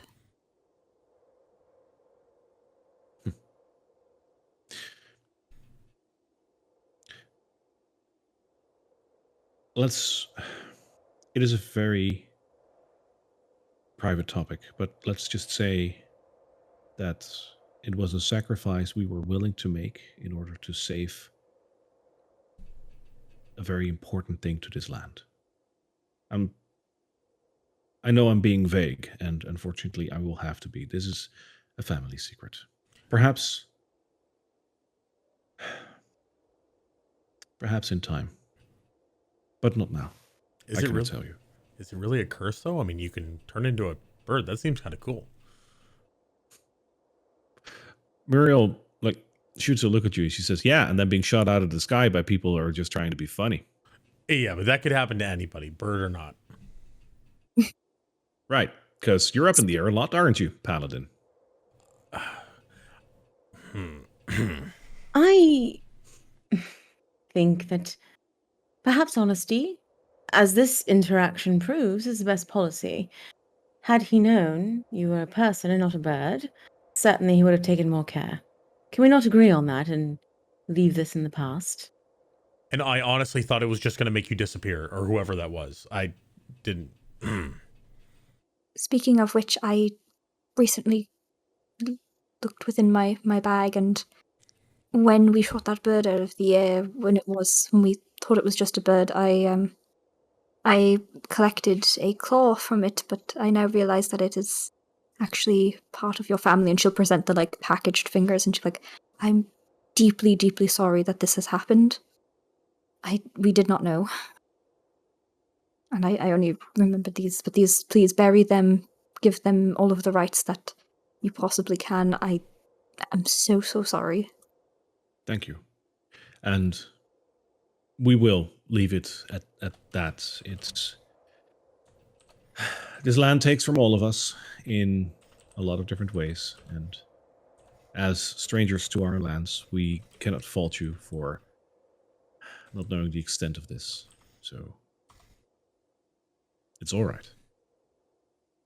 Thank you. It's getting late. Do you mind if we camp near your home before we trek off in the morning? Our lands are yours. Feel free to set up camp on our grounds. Thank you. Start walking away. You guys want to make camp? Mm-hmm. It's very awkward talking to them. I did. To be fair, the only time that we saw them was whenever something terrible happened to us, so I think it is in fair game, but I don't think we're allowed to say it to them, you know? Like, you know when Casariel does her flying thing, like if someone mistook her for a bird and killed her, I don't think you'd be particularly happy either. He's a really well-dressed bird. Thank you, John. There might be someone with terrible eyesight. Not too sure. True.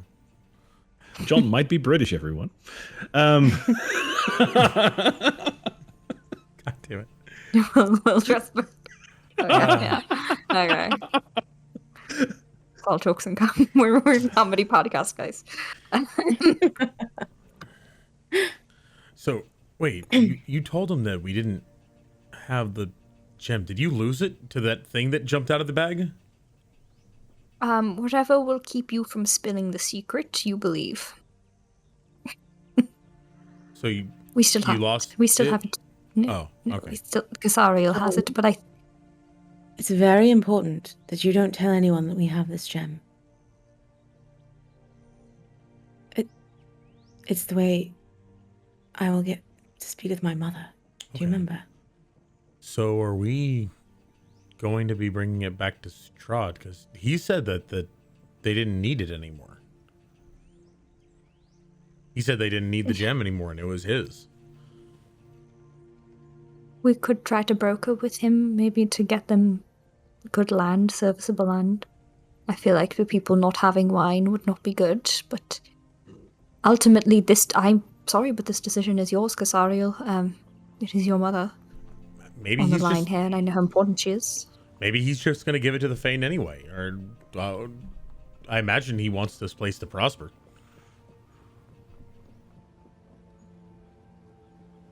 I think people without alcohol tend to get testy and tend to rise up a little bit more, so it might be in his best interest to help them. Do you think that we can talk to the Fane without telling her we have the gem? Or do you think that's tied to it? I have to do something cleansing, right? Yes, with grapes. I thought they'd say the gem, but they didn't. We're heading towards the windmill anyway. We could cleanse the altar, perhaps talk to her a little bit. Keep the gem at an arm's distance. So that she... And we've heard so much about them anyway. We might as well get to know these mysterious Fane people. But if they restore the land and the druids take over, I'm not particularly confident in them either. And then at top of that, what jurisdiction do we have over making political moves here? You know? Well, Not the people of Barovia. unfortunately, we've taken a vow to help people of any land. Didn't we also That's take a what's vow going in a to be cult impossible. in the basement? Yes, to help Strahd in whatever way we can. We did. I don't really remember that one. Yes, your You will friend check was it out. there. Hmm. What does it feel like when he takes over you? Do you feel anything? I feel like I don't really feel anything. I just sort of, it feels like I'm waking up, but I'm standing and things are happening around me, and it's almost like a dream. It's fading. Feels weird. He stuttered, right, when you mentioned Strahd. He is under his control.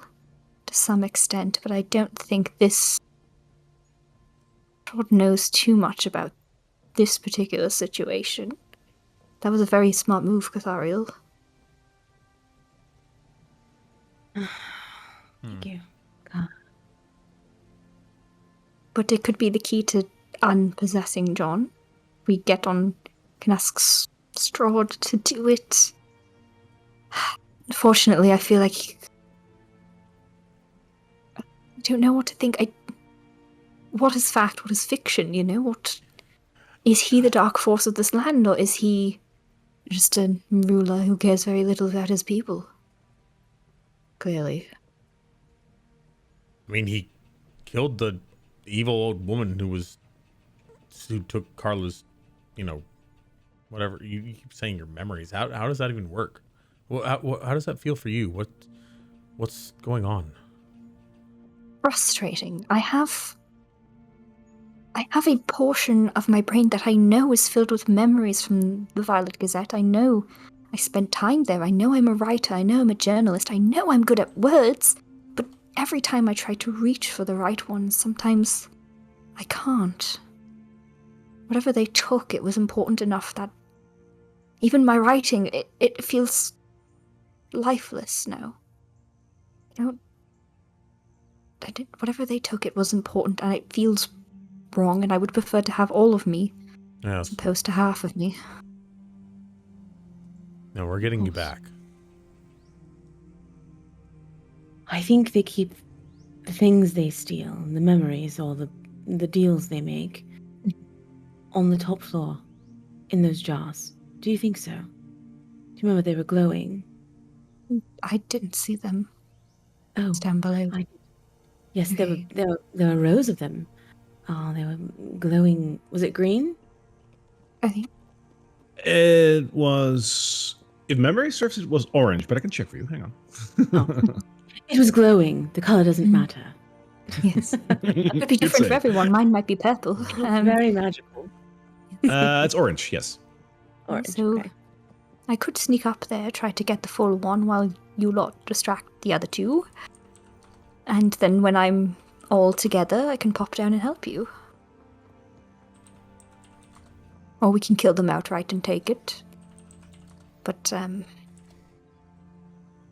whatever works best in the moment. Last time we were there, they turned me into a mouse. I need to be... Yes, I am curious about how they did that. I think did you throw me into a oven? He looks over at Carl. Listen, it was a very tense situation. I was just trying to get everyone out, and that didn't work. And she could see through the invisibility. That wasn't great either. Then I panicked. I'm sorry. It's fine. I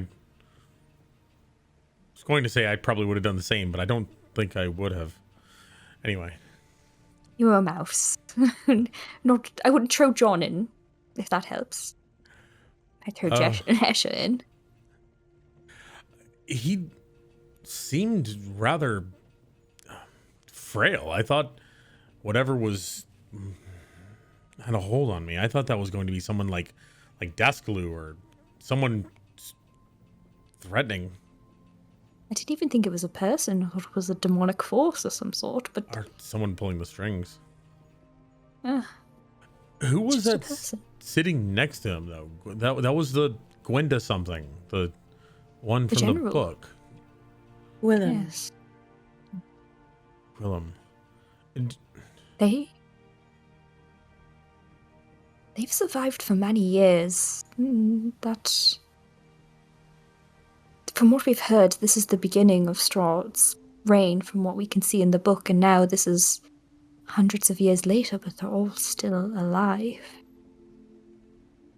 Which is worrying. did the book ever say anything more about her?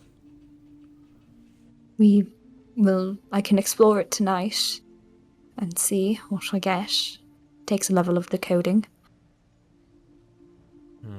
Gazariel, could I see that gem for a moment? Sure. I'll take it out and hand it to her. Again, like before she drops it into her palm, it's like just the slightest hesitation. I'll give it back, I promise. She'll clasp her hands around it and cast Identify. All right. You notice that the gem has a very innate magical power to it. It is a magic that you do not recognize per se, but if you were to try and point it at anything, it's Fey magic. What it does and how it interacts with the land or with the Fane or whatever is way beyond your reach, and that you can definitely tell. This is very heavy stuff. I tried to glean what I could from it, but it's nothing we don't already know. Hand it back to her. As she takes it from you, Kasariel, are you all right? You seem less certain than usual. I am. This is the hardest decision perhaps I've ever made in my life. I don't know who to trust. And on top of that, I have to decide whether I want to speak with my mother so badly I'm willing to forsake this entire land and its people.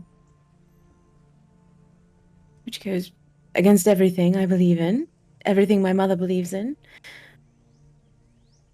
I mean, your mother seems to be with him. I mean, he seems a bit harsh, but he doesn't seem any more or less evil than some of the lords back home.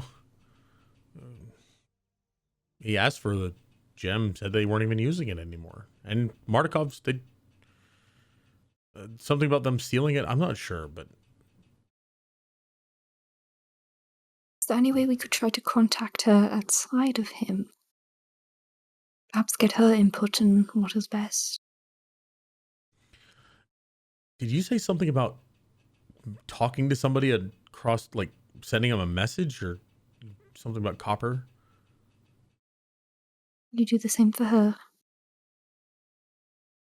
That's a great point. I feel like I would have tried to do that many times before. Is there something blocking me from talking to my mother, or If you have tried it before, which indeed I would say you have, either she hasn't replied to you, which would be odd, or something is indeed blocking you. okay. I could try it again, but I have tried contacting her in every way I know how since I was 16 years old. Hmm. But I suppose now that I'm here, I could try again. I was bluffing, by the way. I don't even have that spell prepared today. It might be worth a go this time now that you've seen her. Yes. Oh man, I should have re-insided you. Well, perhaps I can relay a message you hear. What? As it has grown darker and you're sitting around the fire, you hear a voice from behind you. Is that your bag Yeah. again? No, sorry. It's me. Allow me to approach. I cast light in the direction of the voice. It comes out of the palm of my hand. All right. Ernst, you sly dog, what are you doing outside of Velaki? Doesn't your Pointer. master have you on a leash? It depends on which master you're asking. No, I do Lady a lot of Voctor. things. I don't get it. Well, yes, Lady Voctor is my boss, but then again, so is her boss. There's a lot of things I do. I have heard positive news that you might have obtained the gem, haven't you?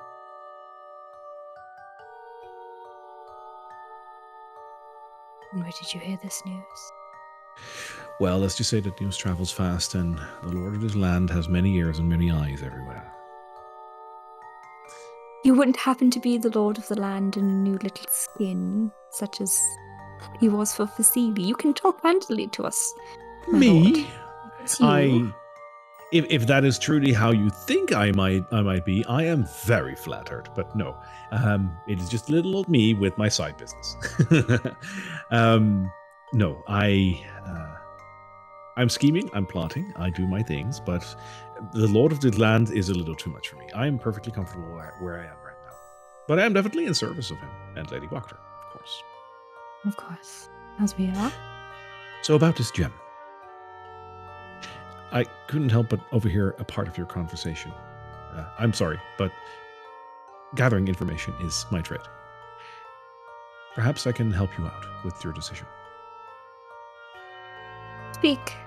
If there's a I mean, decision obviously, we're making, of course, we might not have the gem. well, then you must have lost it along the way, because I've heard that you have pulled it right from the Wicker Man yourself. She has a thing in her bag that might take it. Would you like to meet him? No, I'm not fond of people trying to hide in bags and whatnot. I prefer it all out in the open. Naked truth. That's my style. Yes, a brothel beneath Valaki is the naked truth, of course. Exactly. Speak your piece, and we'll see then from there. You can understand we're a little testy. We've met a lot of strange figures here, and it seems as if you've managed to get here all on your own. Shockingly. Well, I'm not traveling by myself, but I didn't want to get your, I didn't want to get you all in a twist, so to speak. I have my escort, but I wanted to approach you by myself as not to scare you. It is dark after all. What I propose is, and he directs himself to Casariel, you had a deal with the Lord, right? That you would meet your mother. Yes. Yes. So this I've heard as well, and I was tasked to retrieve the gem for the Lord, and in return, actually set up this meeting. So my proposition is that you give the gem to me. I will travel to Castle Ravenloft to deliver it for you. And in a couple of days' time, anywhere between 3 days and a week, I can't say for certain just yet, I will set up a meeting with you and your mother, probably at the inn in Valaki. Obviously, once I know the date, I will let you know. The entire time he's speaking, she's studying him very carefully. Give me an insight check. Mhm. Carla would also like to perform an insight check. Sure.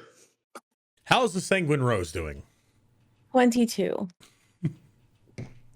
The Sanguine Rose is 12. well, like I always say, bottoms up, right? Carla, you feel he is fair, he is after all basically an agent just like you guys are for Lady Wachter. Doesn't seem weird. Casariel, for you with the 22, you have your suspicion because he just comes up here, asks for the gem, and then also inquires about your mom and tries to set up a deal. But then again, how would he know this if not through the source? That is a very kind offer. You can imagine. Perhaps you can't imagine. Let me tell you. When I was 16 years old, my mother disappeared. Terrible. It was. My mother's my world, you see? Mm-hmm. I came here in happenstance, and here she is. Do you know how many nights there are in 16 years? I'll save you the math. Every night of my life, I have thought about speaking to my mother again. So forgive me if relinquishing this gem to a stranger is an impossibility. I understand. And it's about 6,000, by the way. Sorry. Businessman. If he needs a Yes. gem, there's another Number, couple sorry. of. There might be a few more around here with Fanes, I think. See, Casariel, unfortunately, I was sent here with a task, and you know how our masters are, Lady Wachter, as well as the Lord. I mean, Um, Casara could always just ask him what his opinion is. Of course she can. The thing is, it is a one-time offer. This was handed to me. I'm handing it to you. I'll bring the gem to Ravenloft. I'll set up the meeting with your mother. There is no alternative. Tell us the truth, and Carl is going to try and charm person. Do you What still do have you spell mean? slots for that? I have my first levels, yeah. All right. Sure. How much do we need for that? It's a 14 wisdom. I got a 14. Beats it, so yeah. Come on. Tell us. Do you want some soup? Wait, no, we're talking. Never mind. I would like some soup. What was your question? There's too much power to be had within this deal if we do it ourselves. We're not giving it to you. That's end of question, I think. Sorry. I particularly want a way home. I don't want to be in this shithole all the time. I understand, but the rule is as is. This is the job that I've been given from Strahd, and Wait, if I so you're If collecting I- it on Oh, behalf that's of very Strahd, right? familiar. What? Go ahead, Carl. sorry, that was Casario. like 3 things at the same time. Go ahead, Casario. Kasara looks at John. He said he's doing this on behalf of Strahd. Like, is that what we're trying to do? Give it to what do we? Yeah, we would go Do to we the even- land, the Lord of the Land ourselves. It's such an important task. Why would we entrust it to anyone else, even if they're claiming to be from him? Why would he entrust it to anyone else? One single man. She looks at it. Well, she's already assessed him. Does he look like he has any weapons on him? No, not at all. No weapons. He said he was traveling with someone. You're gonna look around. Because the gem would go quicker. I mean, I don't see any horses here, right? And you can teleport, I suppose? Not teleport, but I can take a horse. I can take a carriage. I will be there quicker than you guys will be. You stick out like Offer a us sore the thumb on horse the and carriage. roads. You stick out like a sore thumb on the roads, and people now know that you have the gem. Trust me, the knowledge is already out. Do you know what they also would know? They would know that it was in a giant wicker man. Or perhaps that they would have to kill a evil tree heart to get it. And do you know who did that? I'll give you one guess. Yes. We're not giving you Sure. this gem. I don't trust you. I'll be honest with you. I'm going to put this in the hand of the Lord of this land myself. All right. Well, then let me put it this way. You will not see your mother, and 3 frail adventurers that have just destroyed a wicker man and destroyed the heart of a tree are no match for whatever assails them in the night. So, unless you want to make sure that that gem actually makes it to Strahd and you will see your mother, I think it would be unwise to go against the Lord of this land's wishes. I don't This is believe not you're my speaking call for to the Lord make. of the lands.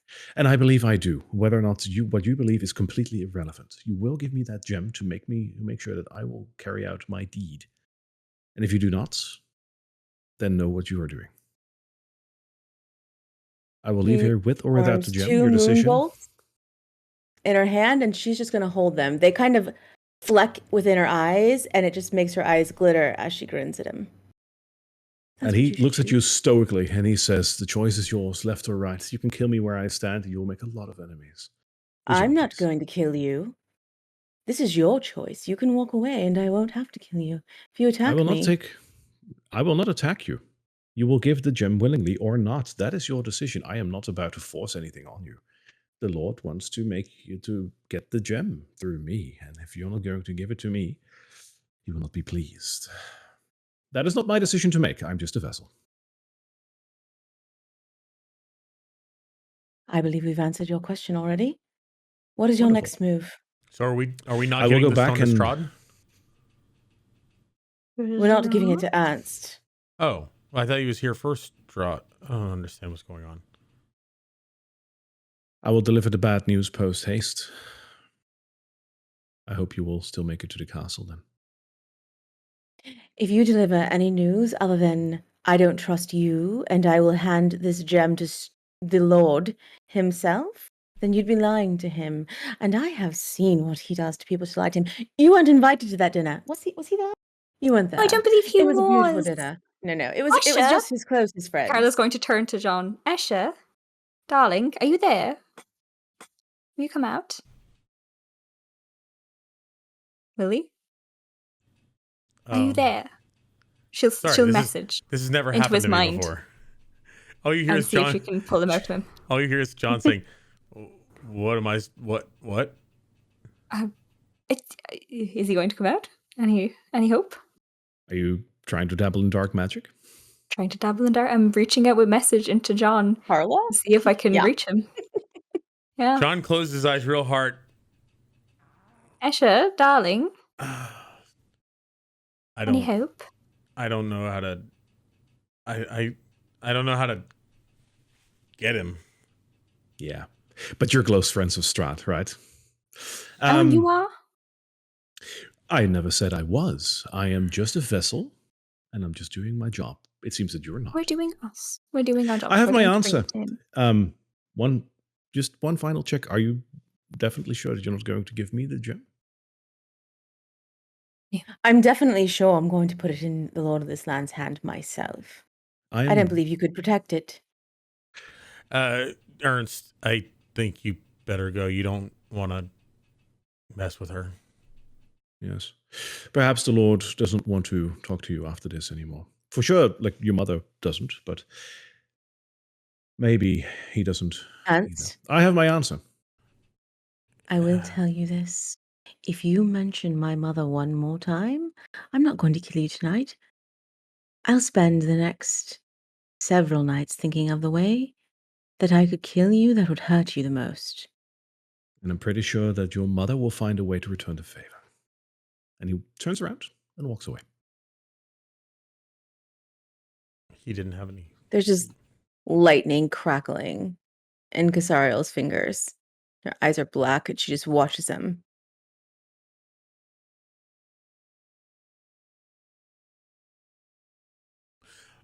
Well, We think he was bluffing. what if he really was here on Strahd's behalf? Then he would have given him something so that we would know he You came haven't on asked. his behalf.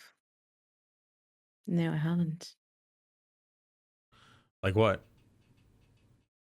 I don't I know. see a letter. The head of the lovely Miss Morgantha. Ha. Anything at all to prove that it was him. I don't makes- even know if this person has ever spoken to the Lord of this Land before. It'd be ridiculous for me to give something that I promised to the Lord of this Land to a stranger. Saying the word is out there. Could this be in relation to Lady Vokta's ritual she casted on us? Can she possibly see us, scry on us in some way? Is the thing in the bag have anything to do with Strahd? That was very creepy. I think he came with the bag. I think it was a free edition. You know, you buy a bag, you get a creepy man with it. I'm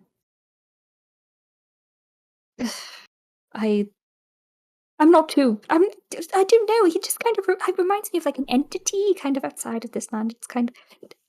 I will figure out what the bag situation is. Don't worry about that. Yet it's storing our stuff. Every time I've gone in to look for stuff, it's there. So I'm going to leave it for the moment. And every time I reach in, I'll use the mage hand. We'll be okay. That is another day's problem.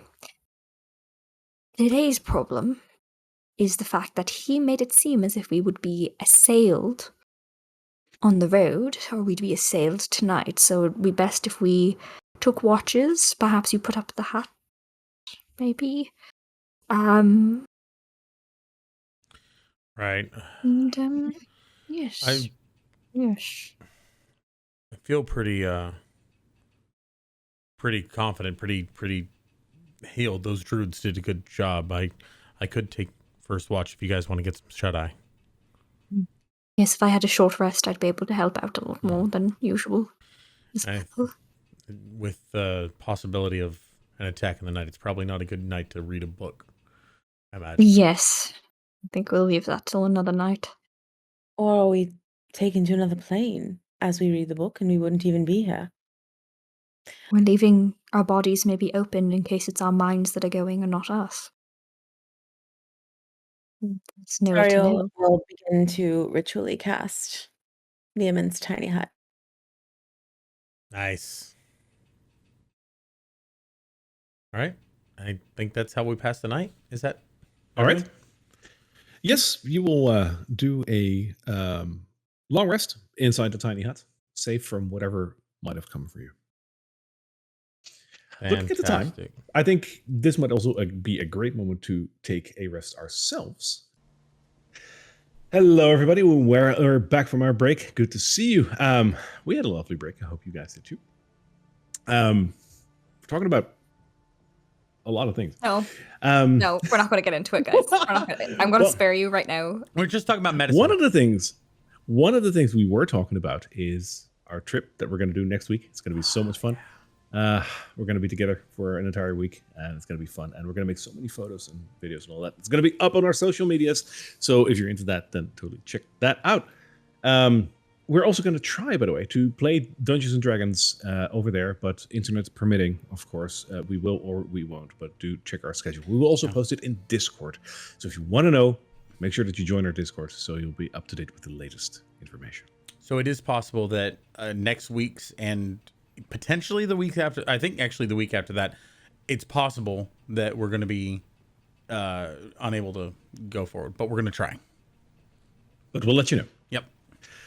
That being said, let's see where we headed off. We ended at the camp, which, by the way, I'm going to light up a little bit again because you have gone through the night. You have had a long rest in your tiny hut that you created. After you had a run-in with Ernst Larnack, who came by order of Strahd, or so he said, to retrieve the gem and arrange a meeting between you, Casario, and your mom. And distrusting as you are, you said that he should shove off, which he did. And after some exchanges, indeed, he moved off. You decided to create a tiny little hut, and you had your long rest, so I assumed that you all applied it. And if you have, in that case, During is yours. Carla's watch, she's going to conduct a seance. But she's going to try and reach out to a very specific person. So I imagine she's going to take, like, I don't know what Casario leaves off her when she's sleeping, like whether there's a sword that she might leave down or just near her. She'll sneak that away and attempt to contact Casario's dad through the Ouija board, trying to channel it through whatever object she's able to take. Cool. There is a Moon's Hand crossbow that she's always got on her. That's like a gift that she gets when you become a Silver Star. It's a very sacred weapon, so you could take that. She leaves that to the side when she sleeps. She'll take that and try to conduct basically like the essence of Casariel through this spiritual ritual in order to reach out to any descendants of Casariel, but particularly her dad. And if nothing happens, nothing happens, but that's what she's going to try and spend the hour, her watch doing. You try as you might to reach out to the spirit of her father, trying to reach for anything, and it isn't working, it isn't giving anything. And as you are about to give up, suddenly one image fills your head.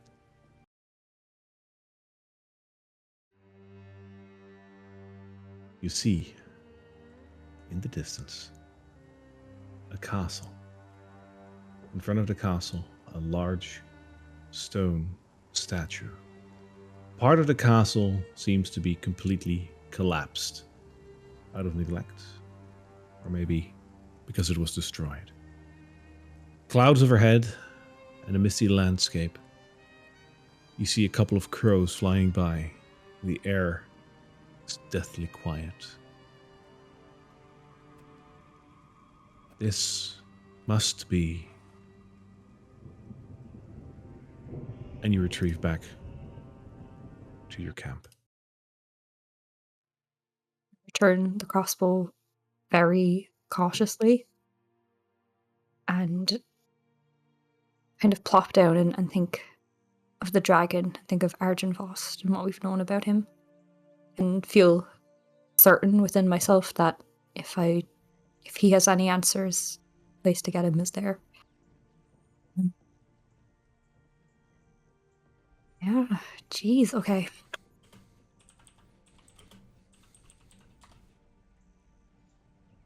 Then I'm good. I'll do out the rest of my watch until we wake up.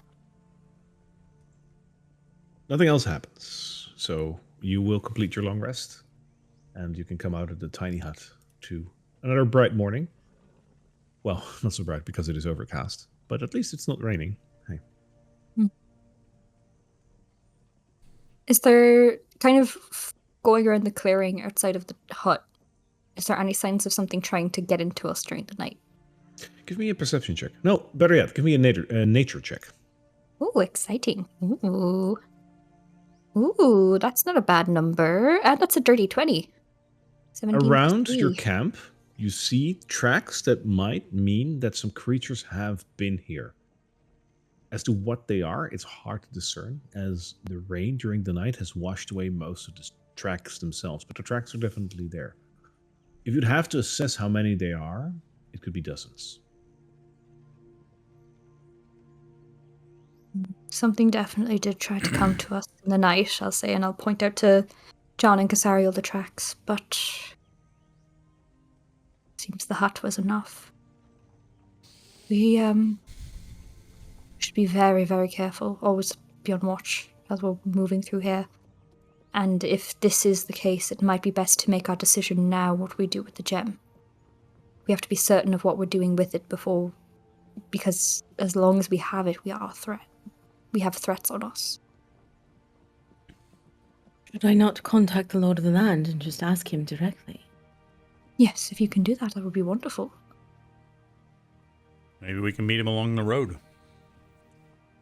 All right, but if I do that, then I feel as though I'll have to go there and give it to him right away. I feel like that's the only choice we have with this. Are we considering anything else? Because I think that was our plan. Did you hear that? What? But I heard something.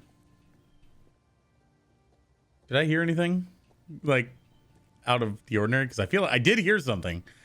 Can I look in the direction? The hut again. Begin to cast. I don't think you did. Okay. Never mind. It was nothing. I'm just gonna Contact him. I think it's best that we keep this out of our hands and we keep ourselves within. I don't trust what the druids were saying. I don't know if giving it to the Fanes is correct. I'm just quickly looking to see if you can't hear outside of the hut. I think you can see and hear through it, but it appears like opaque to anything looking in. Exactly. I believe that is how it is as well. Okay. If it is stated different, then I'm willing to accept that, but I believe that is how it is, so that is how I took it so far. Okay. So it doesn't make you like people could still hear you inside of it. Yes, but you were sleeping, right? Yeah. I was going to cast it again so that we could speak privately without anyone hearing. Mm-hmm. But it doesn't do that, so. It doesn't block any magical scrying or whatever, no. Carla can do that head thing she does. I Excuse can? Oh. I have message, yes, but I don't think naturally she would have done that there. I don't know. Talked about Are we? I mean, I think we're comfortable with where we're doing, right? We definitely need to go to the mill for your memories. Let us get your memories back, Carla. I mean, Don't want. do you think we could meet Vasily and Velaki on the way? Perhaps, yes, you could reach out to him and say, could we meet in Velaki? or someplace neutral, and then decide as we're going. I feel like he should So probably in the visit meantime, prom again. I'm gonna cast See Invisibility on myself Okay. and take a look around us. There is nothing there at the moment. Well, other than the things that you can see even without the spell. Okay. I am beginning to think that even if I ask my mother what she thinks we should do, and I trust her implicitly, that she would not be able to tell me the truth. So, I think we should gather information first, Mhm. and then make our decision. I don't know what deal she made to get me out of Barovia. Maybe it was the same deal I that don't- we're going to make with Strahd. Maybe. But I know she would never have left me without saying goodbye if it was of her own choice. I know she wouldn't.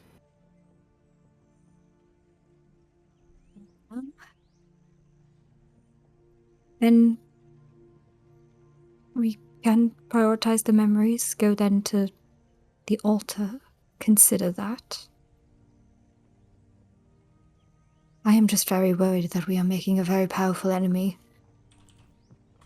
Who, Ernst? What is he going to do? Deny us entry into his bathhouse? He could deny us entry into Valaki. I believe that if the Lord of this land wanted us to know that Ernst was his ally, Ernst would have been sitting at the table with us. I mean, don't we Well, know? Lady Faulkner would have. Don't we know a That's little right. something about them that the Burgermaster wouldn't like to hear? That is very true. We do have information on them. He's not gonna. He's a talker. That would be then our choice to work with the Burgermeister, but we have secrets on a lot of different things, but none of the information is adding up. That's the issue. We do know the Hogs are evil. That is The Lord of certain. this land clearly does not care about them. Let's go get your fucking memories back. Yes, let's. Are you guys going to hit the road with that? Wanna hit the road with that? I know it's like, I know there's a thing living in there, but I don't know if the gem would be safer on you or in the bag. Because anyone that tries to go into the bag to get the gem might actually get got by him then instead. If you think about it that way, it's like a natural security system. That's true, but including us if we ever want to get it out. It's very true, I suppose. I think if it's on Casariel, it's one of the safest places here. First, if they're gonna have to get to Casariel, they're gonna have to go through me, and then once they've gone through me, they have to go through her. I think, John, I think what you mean is it'll be on another plane of existence. That's how that bag works. Do you know that? A bag There's- of holding. You heard that before. I mean, I've seen her put things inside of it, and it should have blown up. Yeah, I've heard of those before. And I understand, but yeah, there's a guy living inside of it. I feel like I had a friend once who tried to jump inside one of those things. He almost suffocated. And with that, you return to the road. By the way, how big is the gem? It's like a fist size, right? Yeah, it's about fist size for you. It might be just a little bigger than that, but it's relatively large. It's like God, like it's about the size of an orange, I guess, like that kind of size. Is it So like? yeah, it wouldn't Sorry. be easy to make jewelry to surround it. Is it rough? No, if you Or want to, cut? if you want to put this into like a tiara or something, it's way too big unless it's for an ogre. Is it like a I was thinking work like a gem pendant. or rough? No, it's definitely cut. The green gem actually has the shape. Like I'm no gem maker, so I don't know the official name, but it has like that square shape with like a Princess cut. raised bevel. The what now? Princess cut? Sure, you heard it Square. first from Casario, and if she's not right, then it's Or on her. radiant. I'm not quite sure, but it sounds like I princess cut. love the idea that it's a princess cut. Looks Okay. like a. So I love the could fact be that you holding even it. know this. Any of you have any like leather on you of any sorts?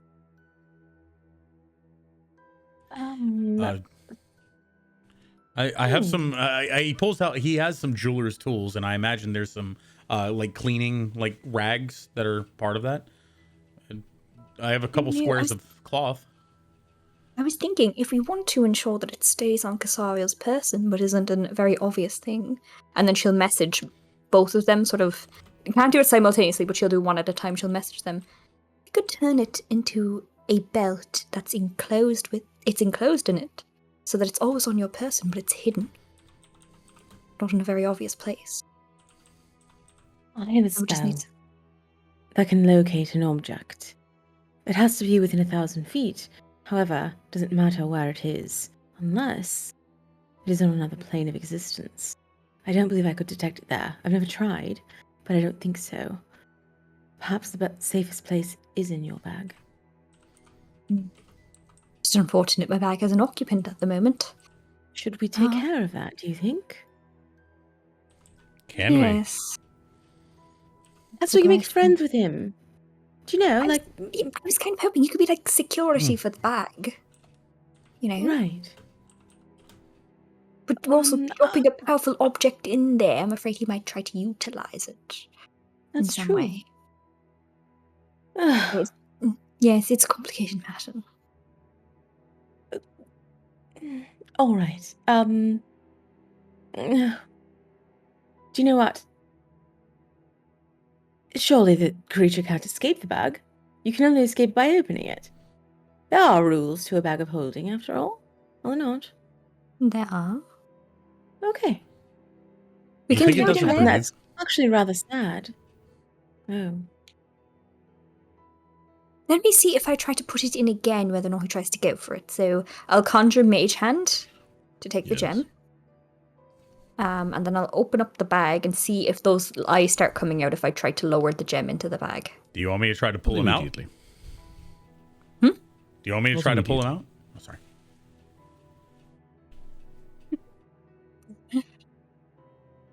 Pardon? There are no eyes there at the moment. Okay. I have a jewelry box that Binksy gave us. Mm-hmm. So I'm going to take the jewelry box out with the mage hand. Not put my hand in there. Mage hand goes in, jewelry box comes out. Is it like roughly could it sit in there? There's nothing different as if like than from when the bag wouldn't have an inhabitant. Nothing different happened. With the jewelry box, but is the jewelry box big enough to hold the gem? Oh, I'd say so. Yeah. Yeah. So Carla's going to tuck that in there. She's going to. She had a lock. She's going to wrap it up in a bunch of just small bits and pieces that she has of cloth, of leather, of rope. She's going to just tie that up in there and stick it back in the bag with the mage hand, but now it's encased in the jeweler box and tied. Right. Well, And I you're don't gonna know put if it back in the bag of holding like that. Yeah. All right. It goes back into the bag of holding like that. Okay, wonderful. So, if that's open, we'll know that he's taken it, and then we'll have to, draw him out to get it. That works. And close the bag. And from now on, whenever... Sir! I saw you! I saw your eyes flash. Can we talk? Can we have a discussion? Because I am happy to feed you horrible, people that we don't like. I'm happy to keep you fed, so long as this is a mutual agreement. We I can't need no agreement. I travel between bags. Are you in my one then? You'll find an interesting one outside of Barovia. Wait. You know. Take it out, Carla. Take out the gem. Oh, hand in. Bring it out. Bring out the box. Okay. And then Is it still locked? the box is still closed. I'll open the box. Is the gem gone? In your heart of hearts, what do you think? Yes. That it's gone? Yeah. So distrusting. The gem is still there. All right, now talk to him.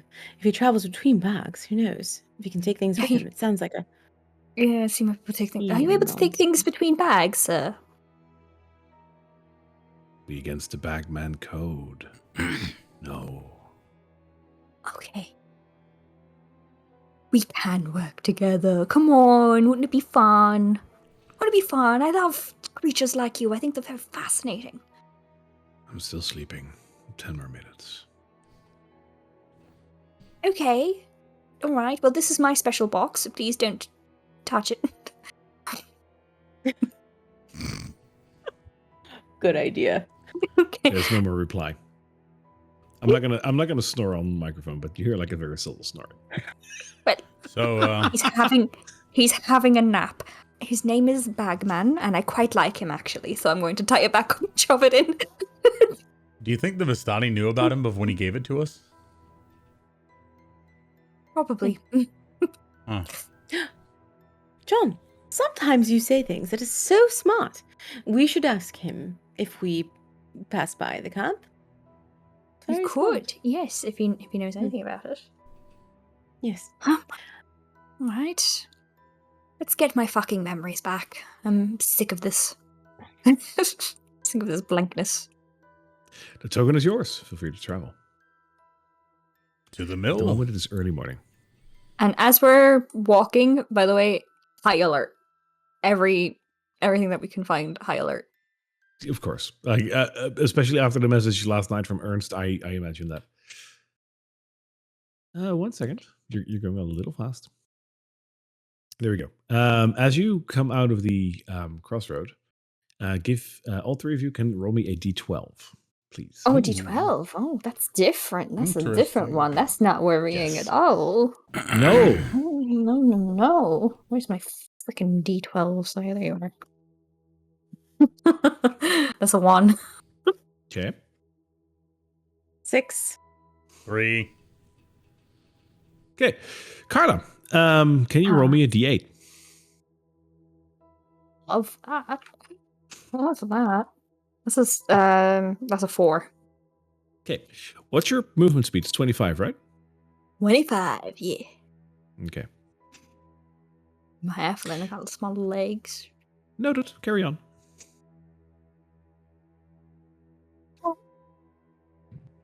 And on we go. Okay. All will be well.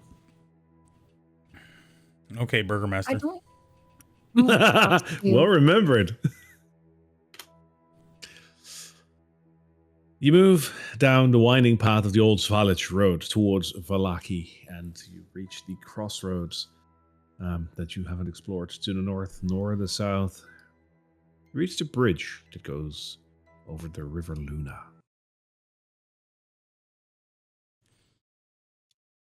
An all too familiar place to the three of you, as you've been here before.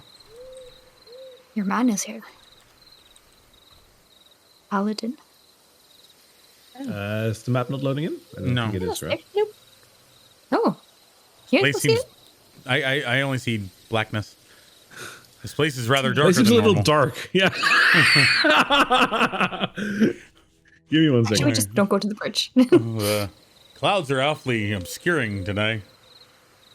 Did I Oh, fix there it? we go. Yeah, Wonderful. Sorry for that.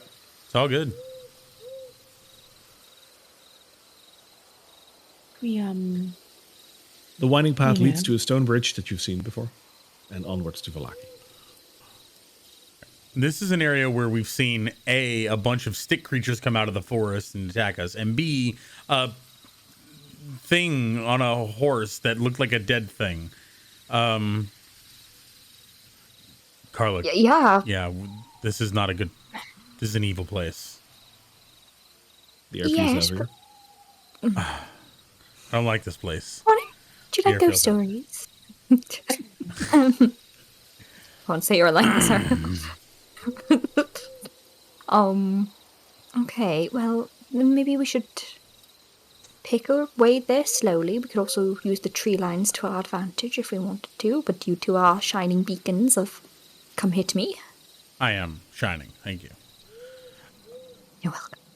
As we're like, however we decide to move forward, I'm gonna choose 2 places that I would like to cast or use divine sense while we're walking, just to sort of ping.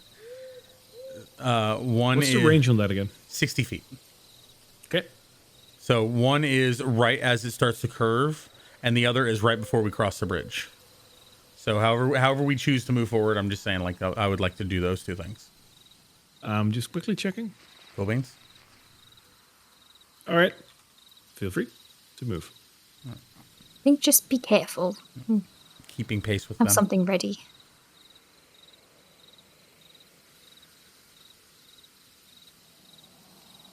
I would like to take a look through the woods here. What is this area that's blacked out over here? That seems like a broken down guard tower. Like it's a remnant of a guard tower, if you will. There are some walls still standing, but it's almost the level of like a fence almost. Like most of the guard tower is just gone. You have the feeling that you see something moving in there, but you're not 100% sure at this distance.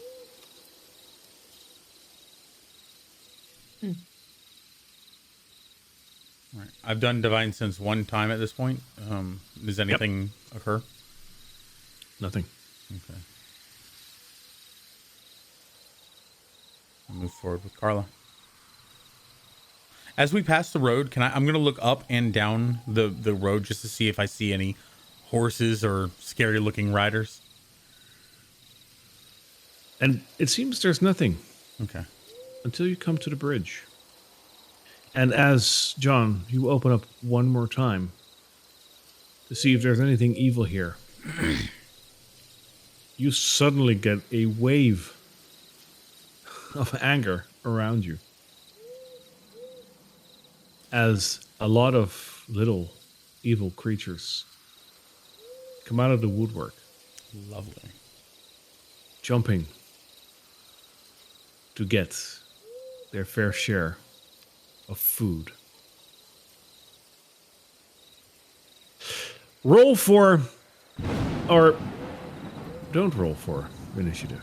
Because as you see and get ready to attack, lightning cracks, and at the other side of the bridge, an all too familiar face appears. And the little creatures scurry before the Lord of the Land. Across the bridge, you hear a voice that says, "You have nothing to fear in my presence. Come. I feel we have some things to discuss." Sounds good. Everything got really tense for a moment, but now that they've all scurried away, John sort of Carla will relaxes. take her mage hand and retrieve the box from the bag. Okay.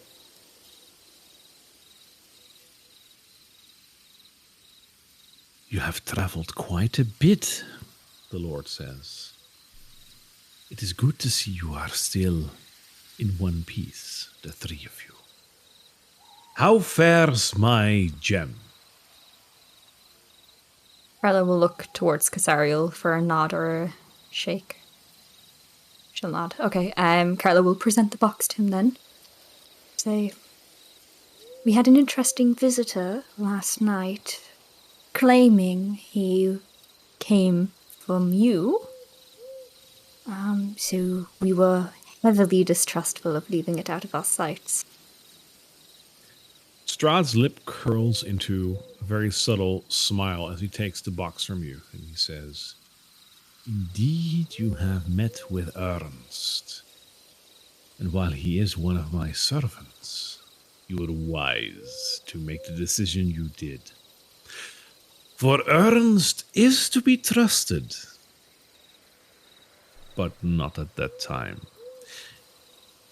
Forgive me, you will have to understand that with something so precious as this gem, as it is to me, I would have had to make certain that you were taking your mission serious. And you did. For if you were to give the gem to Ernst, the gem would have still ended up with me, but I might have thought less of you for making such a foolish decision on a whim. You have done exactly what intelligent, good adventurers would do. And I must say I am proud of you, indeed. He opens up the box and looks at the gem inside, and you see him grinning a little bit. The gem still showing a little green hue in the reddish of his eyes. He looks back at you as he closes the box and he says, "This will be kept safe at my castle. Thank you. Now I must implore you, there are other gems that I would like returned as well, but a deal is a deal. And Ernst was right about that. I can make an arrangement with you, Casariel, about your mother. You would like to meet her, yes?" Very much, my lord. I am sure you also know Anna. And he points to the girl that is standing next to him. Anna is also in service of me and Ernst. She'll make full arrangements with you if you can help her out with a very small token of your goodwill. I'm sure the meeting will find to be of interest for you. It will be soon, I assure you. After that, let me know if you are interested in helping me in securing my other 2 gems. All in due time, of course. Do take your time. This must have been very taxing on you. You've deserved a little R&R. Lord Strahd, you also offered a way out of Barovia for the return of this gem. Is that something we can trust you to uphold if we wish to leave this land? I can make sure that that is also arranged at the same time as you are meeting Casariel's mother. Perhaps I can make sure that she brings something along to help you escape this realm. Escape? I understand that if you do not wish to stay, you would need some help to cross the borders of my land. And a deal is a deal. You not have control over these borders yourself to allow passage to people? I have to a degree, but powerful forces are at hand that will need consultation before I can grant your wish. I implore you, trust in that I uphold my deal, my bargain with you. Time is all it takes. See her eye twitch as she starts to realize, oh.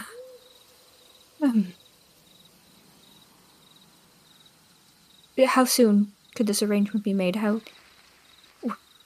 After we complete your task, of course, but... At this point, Anna speaks up, and she says, "Well, this is where I come in. Excuse me, my lord. So, Ernst is... Well, he was also part of this deal, and he kind of wasn't, but he kind of was. Everyone's being tested. That's how it goes. It's annoying, I know. Thing is, I need a little bit of information from you guys, and then I can make all the arrangements. And it's kind of going to sound very weird, but you guys are going to have to tell me something." Like what? What? So, you know this family that runs the inn and that runs the winery? There's Not 2, right? Gulthias. Which one? Oh, never mind. Yeah, they're kind of like the same family. So, Ernst kind of wants to know what their deal is. They have a secret in their family and we're not sure what it is. Was the gem not the secret that was providing their land with the prosperity? Not really, but the fact that the gem was entrusted to them means that they have something that is different from any other Barovian. And They did say that the winery is going to have a problem now that there's no more gem. Is that? I just wanted you to know that. They said that was going to be a problem.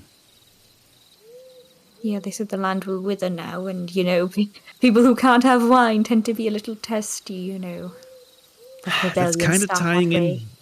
It's kind of tying in with why I'm asking. So, do they hold like a terrible secret, or do they have like a disease, or is there? I kind of accidentally killed one.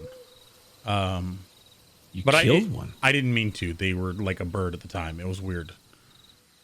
Do they have They were- children? Because do you know what was strange? They had a rocking horse in one room. Do you know what I mean? I also If put they have no that. children, perhaps that's... They have children. Quite a few of them actually. They're breeding like mad. The Blue Water Inn also, like the owners over there, they have like 3 children. Bastard is out in your goddamn... I saw him within your brothel, and he's cheating on his wife. Isn't that awful? My goodness, maybe that's the secret. You mean the guy from the Blackwater Inn? That's a different one, dearie. No, I thought Mr. Martikov was also cheating. The blue water. Oh, sorry, they're all... we are kind of- no good at gossip, Humans- are we? Humans look very similar to me, I'm afraid. I'm so sorry. And in Kasariel's head, she'll hear, do we tell her the Lord of the Land is right there? Didn't want to lie to him. Strahd is just standing there with like a smile, like regarding this little discussion. Sarah just eyes at you. Doesn't know what to do. I think John already said it. John, yeah. So Dr. John. you said one was like a bird. What was that? Yeah, I don't know. I've seen people do. Wizards can do things where they turn into things or whatever. I was turned into a rat by those witch people that you killed. Thank you for that, by the way. Good judgment, sir. But yeah, they were. I shot a bird and it turned into a person, and they said it was them, like their sister or something. I felt really bad about that. Yes, it kind of got lost in the scuffle while we were trying to stop the druids, but that does seem to be something that they do. Anna shoots a grin at Strahd and then looks back at you. So what you're saying is they're lichens? What's that? Oh wait, Well, that's a werewolf, right? Werewolves. Not werewolves, but like, because it the full moon, I don't actually know what position the moon was in, but they were able to do it on days that I'm pretty sure the full moon was not out. All of my companions Right. would know for sure. I So thought I they were don't just know They if can it do might, it at will. it might be at will. It will. Maybe a spell interesting. of some sort. Yeah. You know, thanks, dearie. That's all I really needed to know. Fine. Okay, so what did Ernst say to you? Couple of days, right? In the inn? That deal still stands. Cool. Does it have to So- be a couple of days? Is she busy? Her daughter's here. Yeah. No, she's away and she's doing stuff, but she will be here a couple of days. We will let you know. Her daughter is here. She hasn't seen her in years. Do you think she would not I be... know, An I exception can't be know. made. I know, my lord, she says, and Strahd pitches in. Unfortunately, she has been sent to another mission. Your mother, Kasariel, you must be so proud. She gets things done that most of my other lieutenants do not. Your mother holds a pivotal position in my ranks, and as such, she is a very busy woman. She understands that duty goes for anything, as I am sure with your military background, you understand. But what are but a few days on all the time that you have waited to see her, right? Right. Of course. Settled it is then. In a few days in the inn, you will get word when she is there, and we will expect you at your earliest convenience.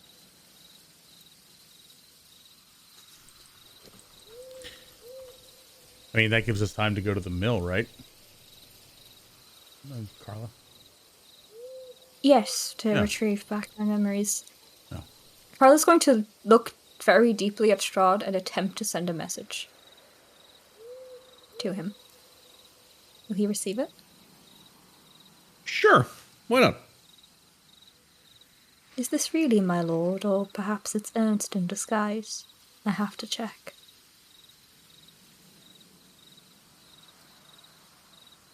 Ever curious, Carla Lilac Hearts. I am not sure whether to punish or praise you for this intrusion. But My for apologies. now, let's just say that you amuse me. She'll give kind of like a nod of her head towards him as she's kind of listened to that. To the mill, I do want to retrieve my memories from those hags. Does Anna have any weapons on her? She will have a dagger on her, yes. Oh, Anna, I see you have a weapon on you.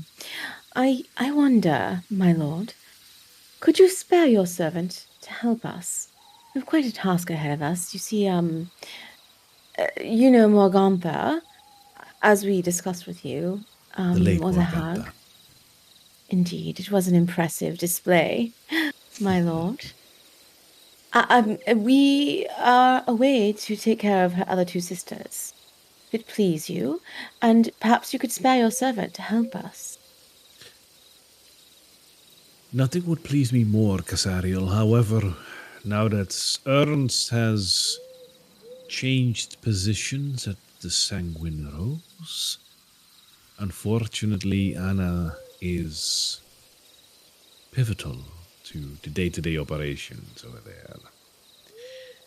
Rest assured that should you seek aid in vanquishing the evils that roam the mill, that all you need to do is ask.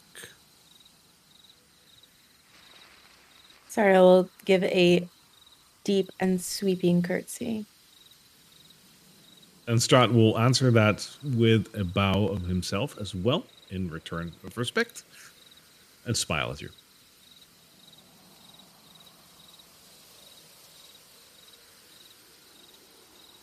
Well, Okay. Well, thank you. In the inn, you said we're get a message in which one? Blackwater, Bluewater, Barovia, Crest. We will let you know the location, but it will be in the Blue Water Inn, Okay.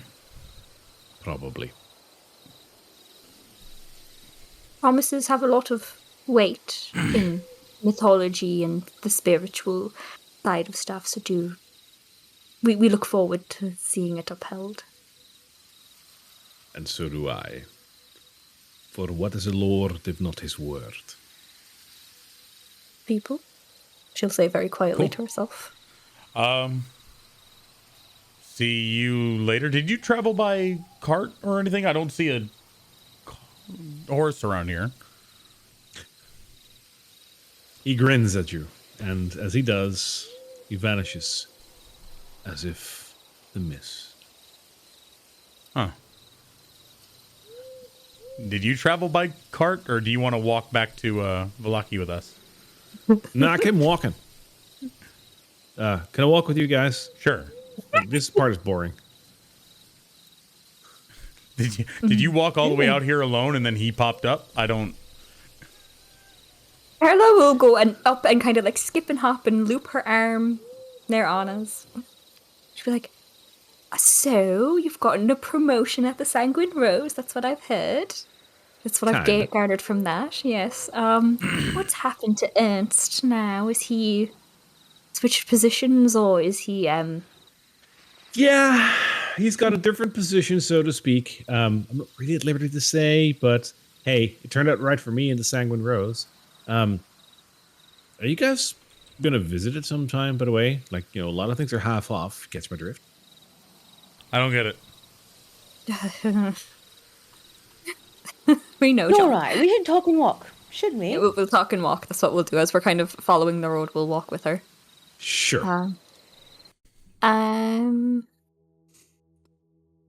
Yeah, so as we're traveling along, Carla will start asking sort of prodding questions, being like, so, Ernst, now that he's obviously not someone you have to worry about, was he a good boss, or was he a shithole?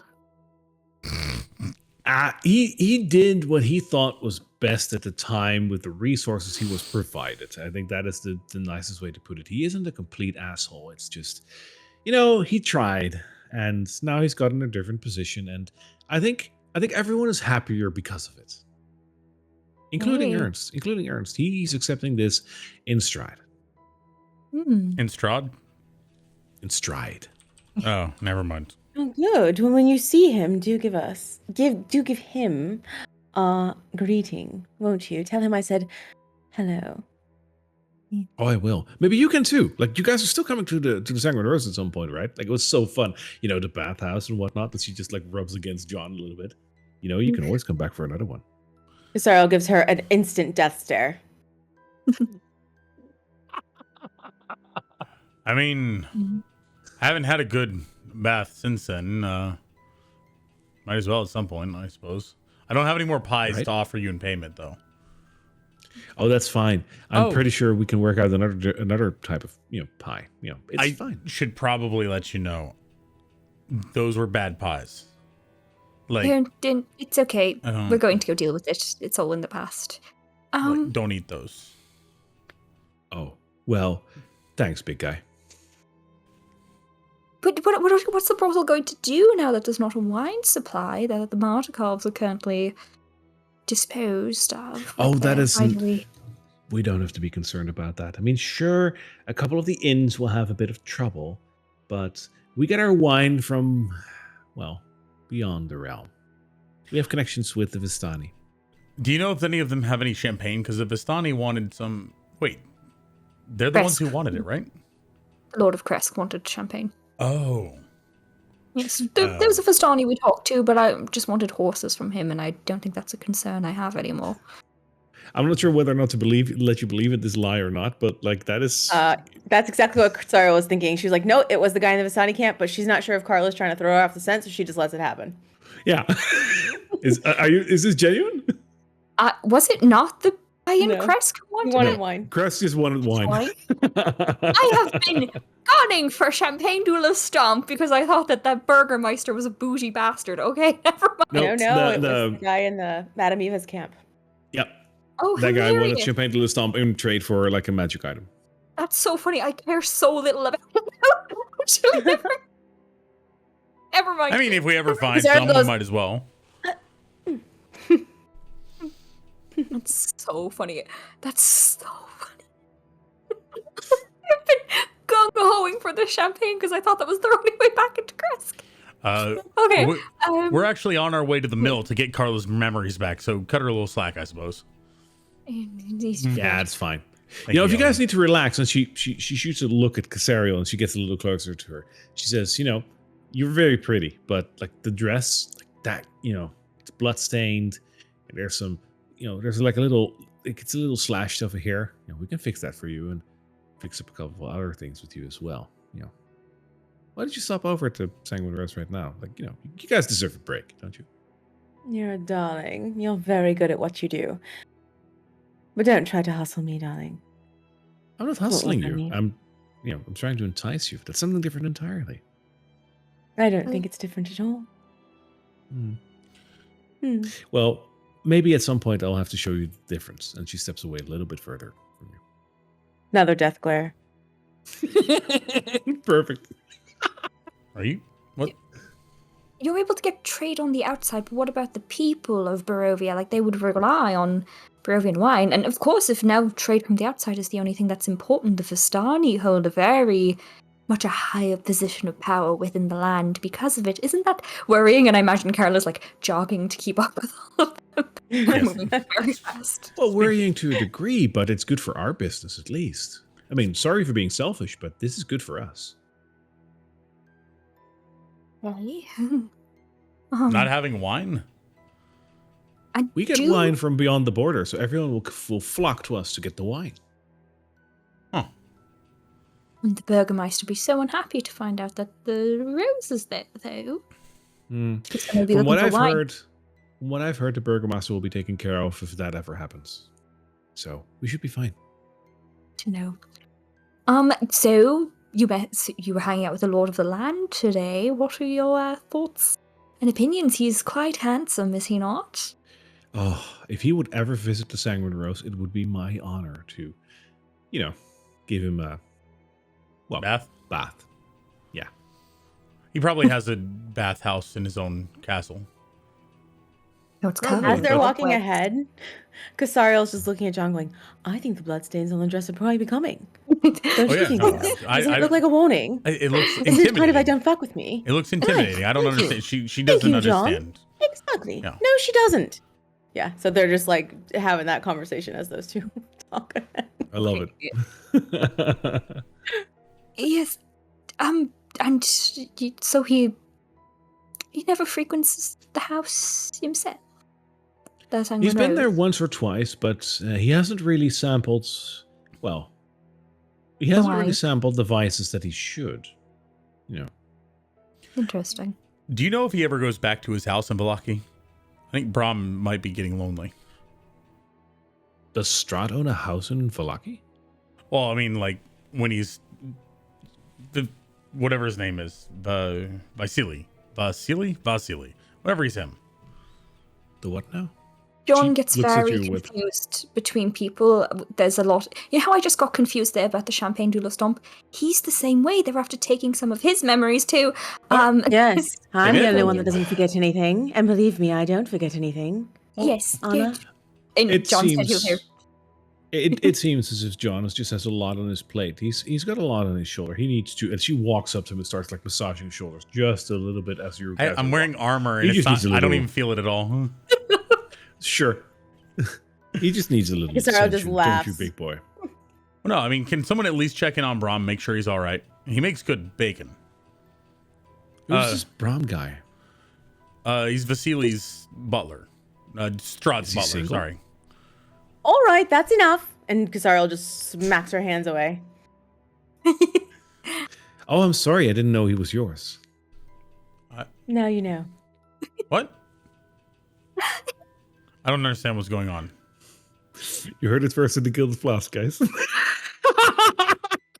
Hilarious. Oh god, this intel gathering part of it is not going very well. Actually, you know what? Every time that Carla has a little snipey comment that she's going to make, she's going to open the bag and say it to her monster. This is not going very well, Bagman. So- Not at all. Anna, what's the deal with Lady Voctor? Strahd, like, is she a servant of his, or is she just like fan club? Oh, between those two, I'd rather lean towards fan club, I guess. Her family and Strahd's family go like way back, and Strahd has owned his land for so long, and like her family has been like a staunch believer and supporter of him, and I don't know, she does this weird cult stuff in the basement, I guess. I mean, there's better ways to use your basement than that, as you guys have noticed. I don't know, like I don't dislike her, but she's like this old weird lady, you know. Ernst kind of likes her, but I don't know why. She has like a demon down there or something. What's the deal with her husband, by the way? Like, I heard she has one, but he's not around. Yeah, her husband isn't feeling well or something. He's like being sick, like, but he has been for a little while. I don't know. Like he's upstairs in the bedroom, from what I heard. I mean, if you guys did house calls, I'm sure you could make his day. I would love to do like out calls where, you know, the Sanguine Rose would be like, you know, rose delivery. Like, you know, that would be like, you know, that's really where we want to head, but we will need the Burgomaster's approval for that. And right now we're sort of in that Burgomaster doesn't even know we exist kind of phase. So it's going to be a little tricky. We can let him know if you want. No, we know quite a bit about business. Just Do you? say, you know, if there's, well, we come from big cities where things like this are very normal. If you need any help or looking for hired help, not in the way of like, you know, we're not very attractive as your girls and guys are. Well, I mean, Kasariel is, but in a very like deadly, she will kill you way, as opposed to a welcoming, come into my bedroom kind of way. I've been told I'm a In pretty girl. Sanguine Rose, we call that knife play. But hey, you know. I've been told I'm a pretty girl. Oh, gosh, this is going off the rails. Bagman, what will we do now? This is all on you. I know. Well away. I mean, if you're having trouble telling him, I can let the burgomaster know. I know sometimes it's hard to break the ice. No. The burgomaster can't know just yet. Like there's a time for everything, but right now, it's best if we just just keep it our little secret, John. All right. But like in terms of getting maybe equipment that you need, that you might want to hire help to go out and get because we're traveling around Barovia, we kind of need the money. We need to get this big boy here his armor, and I'm a little short. I get She it. looks you up and down and she says, "Yes, you are." Low blow, literally. Again, she looks you up and down. Yes. She says, "Yes, indeed." I love these jokes. I love people who are taller than me. Isn't it so fun? You know, back in my village, I was one of the very tall halflings, and have you? She looks Uh-oh. back in Now her eyes. Kasara realizes she's going to have to maybe take over. Because when Carla's pissed, is even worse than when she's pissed. Where are you going, anyway? Can we drop you off somewhere? Yes, I was actually going back into Valaki to check up on the Sanguine Rose.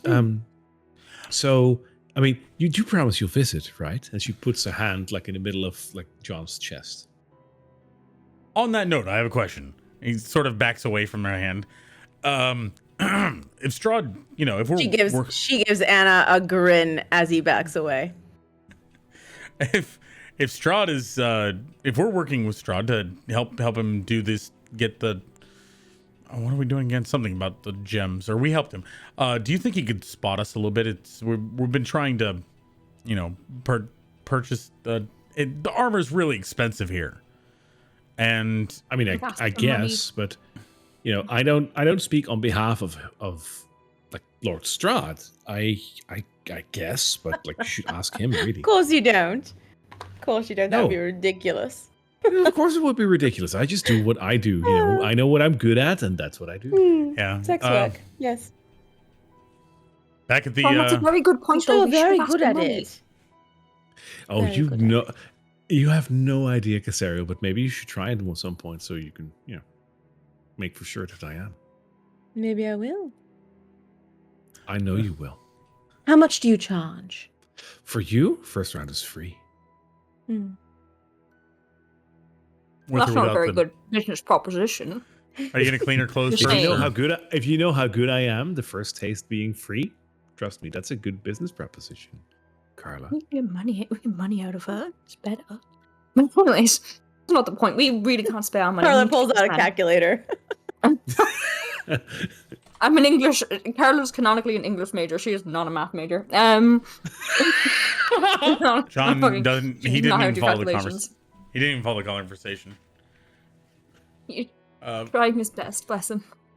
They always provided us with armor back at the barracks, so I never really knew how much it costs, but it costs a lot, apparently. God, is there anything else you want to ask before we drop her off home? No, I can't think of a thing. Here you are. Bye. Well, I mean, visit again soon, right? And we will let you know in a couple of days when you can visit the inn. So I'm not sure how we're going to get it to you, but probably through a messenger or something. It'll be fine, but you'll know. Okay? Okay. Would you be so kind as to give the messenger a code word of some sort, so Sure. I know that it is truly from you? She looks you up and down and she says, what is going to be the code word? I need a bath? Pies? Oh, pies work for you as well, huh? I had a different one in mind, but Oh, good. pies is great. What's yours? Oh no, John, no, John, you're so smart. Kosari will put her arm on his shoulder and smile at Anna. Pies is perfect. Carla, behind her back, is like... Disgusting. Anna grins like a happy blissfully ignorant girl and like turns around towards the village and turns back and one more time puts her hand on John's chest and she says, "He does make the best pies. I'll see you back in Vallaki. Bye-bye now." And she walks to the gates. That was a really weird conversation. She's weird. Oh, Look, we what just an laugh out of absolute wretch. Ugh. It's so unhelpful. We learned nothing out of that. It's like walking with a dark shadow. Do you know? It's like, oh, no, John. Ugh. I don't understand what she was all about. Was she indicating that? Was she pointing out that my armor's pretty dirty? Because she kept touching my armor. I think she was pointing out that your chest was big and that you would be a pretty girl. Huh. It's subtle. You have to read between the lines. Don't worry about it. Don't even She's- worry about it, John. It's Paid for very your odd. armor, by the way. Haven't we paid for it? We paid half of it, but Oh. unfortunately, I have about how much gold? So we have to pay about 750 more, I believe. And I currently 750. have Mhm. 386 gold, so Oh, we well, we have a good bit to go. I do recall where there's some under a bridge. That's true, and we can rob those bitches blind as soon as we're done with them. I mean, surely they made some money from those fucking pies. Oh, the witches. I thought I heard something else. Oh no, I meant the other bitches. Witches. Yeah, the witches. hmm. Mhm. So now that you're standing at the gates of Vallaki, do you want to go into Vallaki or do you want to move on? We get I don't so think off we have task anything whenever we go directly. into Vallaki. Yeah, I don't think Yeah. we have anything directly to do here just yet. I have to ask. Bye, The Anna. dust mill. Oh, she's gone. Anna's already like at the gate and going in. As she's going in, she gives a wink at John before she disappears between the wooden gates. I think she's winking at you, Casario. It might have been. Yes, well, she should do that while she still has eyelids. You're so feisty. I love it. God. I'm losing my mind. This is so funny. Yeah. Well, On we go. onward to the mill. And now that we've established that Ernst was working on behalf of Strahd and there was like a test and everything, I think we're a little bit more comfortable. At least John is more comfortable. You know, they're probably not going to get ambushed by Ernst assassins. Before we get to the mill, Mhm. I did Yes. prepare clairvoyance. Okay. Exciting. Yes. So, you just see it's 1 mile. So when we get about a mile-ish away, I'd like to Which cast is where you are right now. Perfect. I'd like to cast clairvoyance and take a look at what's happening inside the windmill. Inside the windmill, you're noticing that the two sisters are diligently working on pies. And there is quite a batch ready for consumption or sale. Oh no. They've got more pies. No more children. Dear, oh dear. 0, 100. Okay, it remains in place. Okay, so I can't move it around. The what now? I was just seeing if I could move it around, like my little Censored. orb or whatever it is. Yeah. I don't even know, how does clairvoyance work? I shall read it. You create an invisible sensor within range in a location familiar to you, or in an obvious location that is unfamiliar to you. The sensor remains in place for the duration, and it can't be attacked or otherwise interacted with. When you first cast a spell, you choose seeing or hearing. You can use the chosen sense through the sensor as if you were in the space. As your action, you can switch between seeing and hearing. Interesting. So Cool. it is as described. Remote camera. Yeah, Mhm. that's what it comes down to. Yes. All right. So I'll come back there together. Mhm. Making pies. There are many pies. Did I see anything else like of interest in there? Just pies. What Just Two hags it's- making pies? No, two human-looking girls like making pies. I would assess that if you were smart, you would hang your clairvoyance location in between floors so you can see both of the floors. If you can, I mean, did you? Or because this is an assumption of mine. Of course. Don't you know how smart I am, Of course you are. Papa? I kind of feel like I just give something away. That's how smart I am. Yes. Roll me a perception check. Hmm. Um, 10. Okay. Downstairs, you're noticing pies being baked, as described that I just did. Upstairs, you're noticing that the other sister is busy putting bags into the grinder. That is all you see. One is downstairs, one is on the second floor. Do we have anything that can sort of stun or capture one of them so we can deal with one at a time? I mean,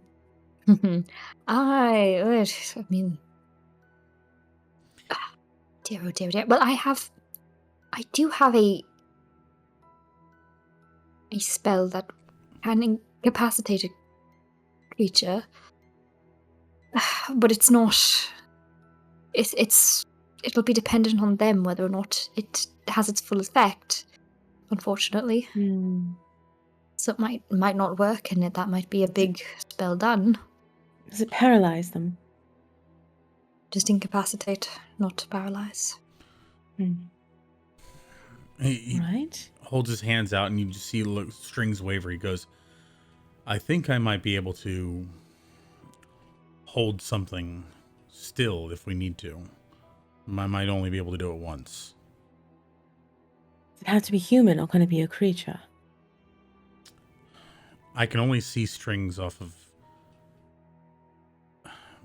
people. It's weird. I don't understand it fully. So he's referring to a hold person. I figured Yeah. as much. Yeah, I think there has to be a humanoid. Are we, from our recollection, because we passed through here a few times, are we within are we more than half an hour away from the mill?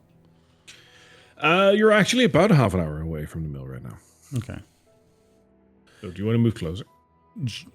As they get a little bit closer, about like 10 minutes away, John's going to reach into his pocket, pull out the eye, and like you see him twist a few strings together, and out of his shadow pops up a little pug.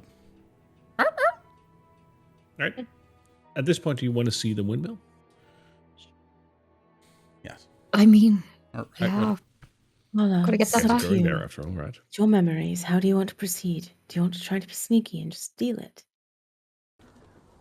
Well, I also want to kill them. They're grinding up children. I think if I can get my memories back first, it would ensure they won't smash them or attempt to use them against us. That's my thought, but they might not be smart without their leader at their helm. I think Give me 1 everything's... second. Yeah, okay. Yep, I'm seeing it. Cool. She was able to see us last time when we were invisible. I'm afraid that it would do nothing as well. They might just get caught in there. You're a battle strategist. Is there... If we were walking into a battle to clear out a creature that you two were tasked to clear out, how would you approach this? Not up the front door. Not through the front walkway. I have one question. Do you think they're going to try to run, or do you think they're going to try to engage us openly? I think they'll try to fight us. It's their territory. They're not going to let us take it.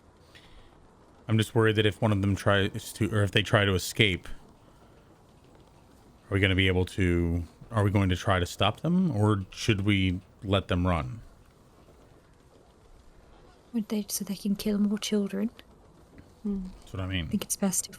Yes, I think it's best we clear this out. Do you think it's possible that there's other points of egress or, leaving? I'll be right back. Okay. Well, you can teleport, can you not, John? I can, but it's going to be very loud if I do it, and I think I can only see it. And once again, he holds out his hands, and you see like a ripple between some strings in front of him. I can see places where entries and exits, but it seems like I can only go where I can see, and they don't go very far, only about 90 paces. Well, we There know is that. no back door. There's only a window. I remember this from trying to get out last time. Or we go up and then in, but that runs a high risk as well. Starting from the top. I'm just worried Is about the anyone way possibility down? of like a cellar or something. If they can, I don't know if there's a exit that we don't know about. Can we send Boo in and make him look like a child, so that they might chase him out and get them out of their lair? Boo only ever looks like a goat. He doesn't actually even look like anything. I just put a napkin over him, and he's only about this tall as well. He's not very big. Unfortunately, if I could have a way to make, I could make myself look like a child. Try to approach. I mean, you don't have to do that much. Yes, I'm small. I mean, I'll have to pin back the ears a little bit. But do I have a disguise kit? That's the question. Oh. Can I take one of those? Look at your character sheet, but maybe. I could make a sound that sounds like a child outside. Perhaps they would run out. Maybe that could be good. You actually do have a disguise kit on you. I do. I could pretend to be a child and reproach and, be all like, oh, my parents dropped me off here. Isn't this so sad? That kind of thing. And then, I could get my way in. And once I'm in, I can figure out the situation, message you, let you know what the 411 is. And then while they're distracted with me, you bust in and kick their asses. When we were in the cage last time, didn't it feel like we were drained of some in some way? Yes, it did. Use magic. But I wouldn't let them get me to that point. I think you shouldn't go in. Perhaps you should try to get them to come Lure out. them, at least lure one of them out, yes. That could be an idea. We could try and lure one of them out. And I have an illusion spell as well that can cast that sound further out, so I could cry and send it further out so that they might hear it. Maybe go like, oh, Mommy, no, don't leave me, that kind of thing. All right. I'm going to look over there. Are there any birds perched around the mill that I can see? One or two, but nothing that immediately piques your interest per se, unless you're looking for something specific. Nope. I hold up my wand. I'm like, I could try to blow it up. We'll call that Plan Z, as in the last one we do. It's like we'll go through A, B, C, D, E, F, G, H, I, J, K, L, M, N, O, P, Q, R, S, T, U, V, W, X, and Y before we get to Plan Z. You made some of those up. Oh dear God. Oh, dear Ladies and gentlemen, God. John Varendal. Your mother writes me letters every week and she puts lots of words in them. Did she not instill any of them into you? Whatever the case is, I think we need to. I mean, you said they're actively making pies now. They're something's going on. We may not have that much time. I'll pretend to be a child, but at least lure one of them out. Are you going to use your disguise kit for that? Yeah. All right. We flank the doors. John, you on one side, I'll be on the other, behind the door, obviously. Right. Carla will approach them, try to lure them out. If anything goes wrong, right there, we can jump inside. Carter, you now look like a young child. You can totally use this token. All right. Very fun. Okay. So Carla is going to wander about there. And how far is that? Okay, that's a bit too far. Okay. Sorry. Oh, don't do this to me now. Not today. Sorry. Okay. Ugh. It's doing the thing again. Okay, there we go. I'll go there. You two might want to be sneaky about this. I'm gonna keep my I'm gonna be distance. trying to be super sneaky. Oh, no, you must flank the door. I'm keeping my. He just like he sends a hand signal saying he's essentially keeping his distance, and then he's gonna approach from the flank. Once Carla's at this point, she's going to minor illusion a sound, and that sound is going to be a child crying, going, "Mommy, no, don't leave me," and see if any of them respond. Right near the door. I was quickly looking if I had anything close to that, but I don't, unfortunately. Okay.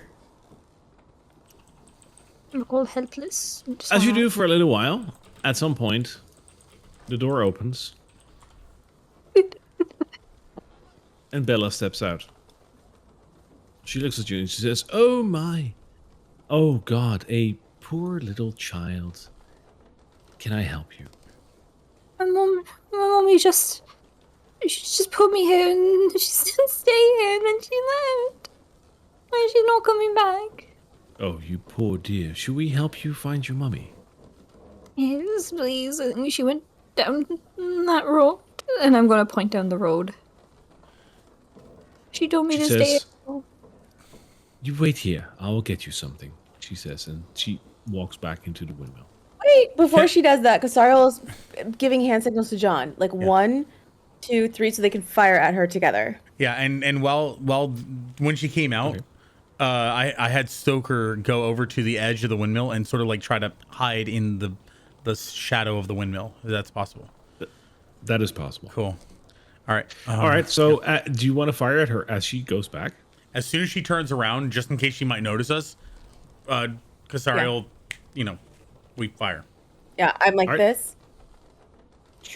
She will get till here before you fire at her. I will allow you to fire once at her, and then you're in combat. Cool. All right. I reach out, see my ethereal strings, and I see some that are connected to her, and I attempt to grab them. Okay. I will allow that too before the battle starts. So go ahead. Well, that's me firing an Eldritch Blast. Sorry, go ahead. I figured as much. Casariel? Make your attacks. Yeah, I'm gonna cast a guiding bolt at 3rd level. Okay. Ooh. Nasty. I got a 15 on my Eldritch Blast. Hits. Natural 20. Whoa! Definitely hits. Oh, Does that hit? oh, the look on your face, I was like, that's a 1. That's for sure a 1. No. Nope, not a 1. That's a lot of D's you gotta roll there. Hefty damage. I got 7 damage. 7 damage, you said? Yeah. All right. Oh my god. Go ahead. I rolled 24. You remember the crunchy crits? Okay. So that, it's max? Was Yeah, 6 and max 6 is damage. 36? One max, and then the rest is crit. Just normal roll. So max damage and then do a roll of whatever dice that you need. Yes. Oh, okay. What's the damage what's the dice you're rolling? It's 66.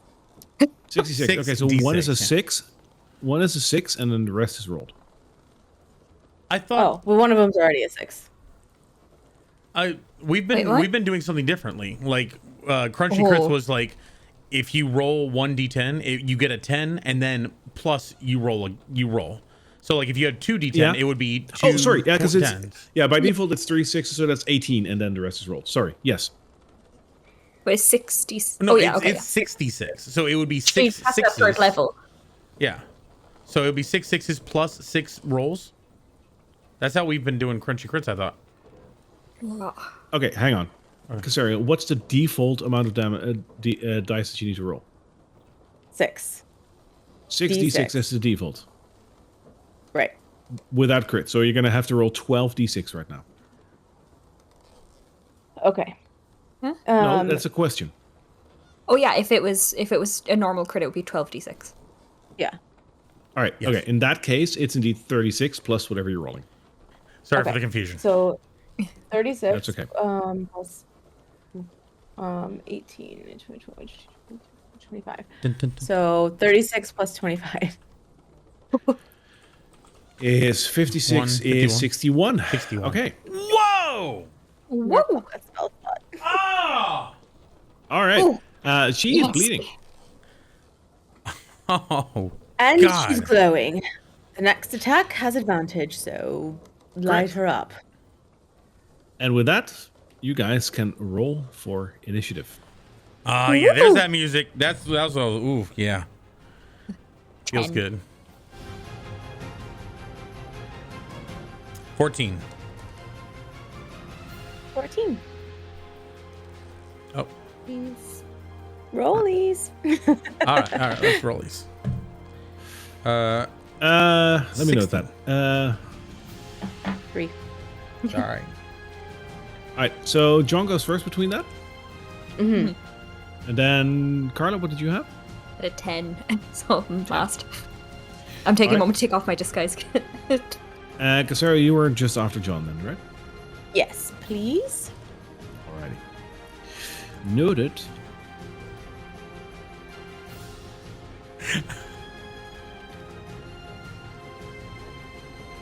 Amazing.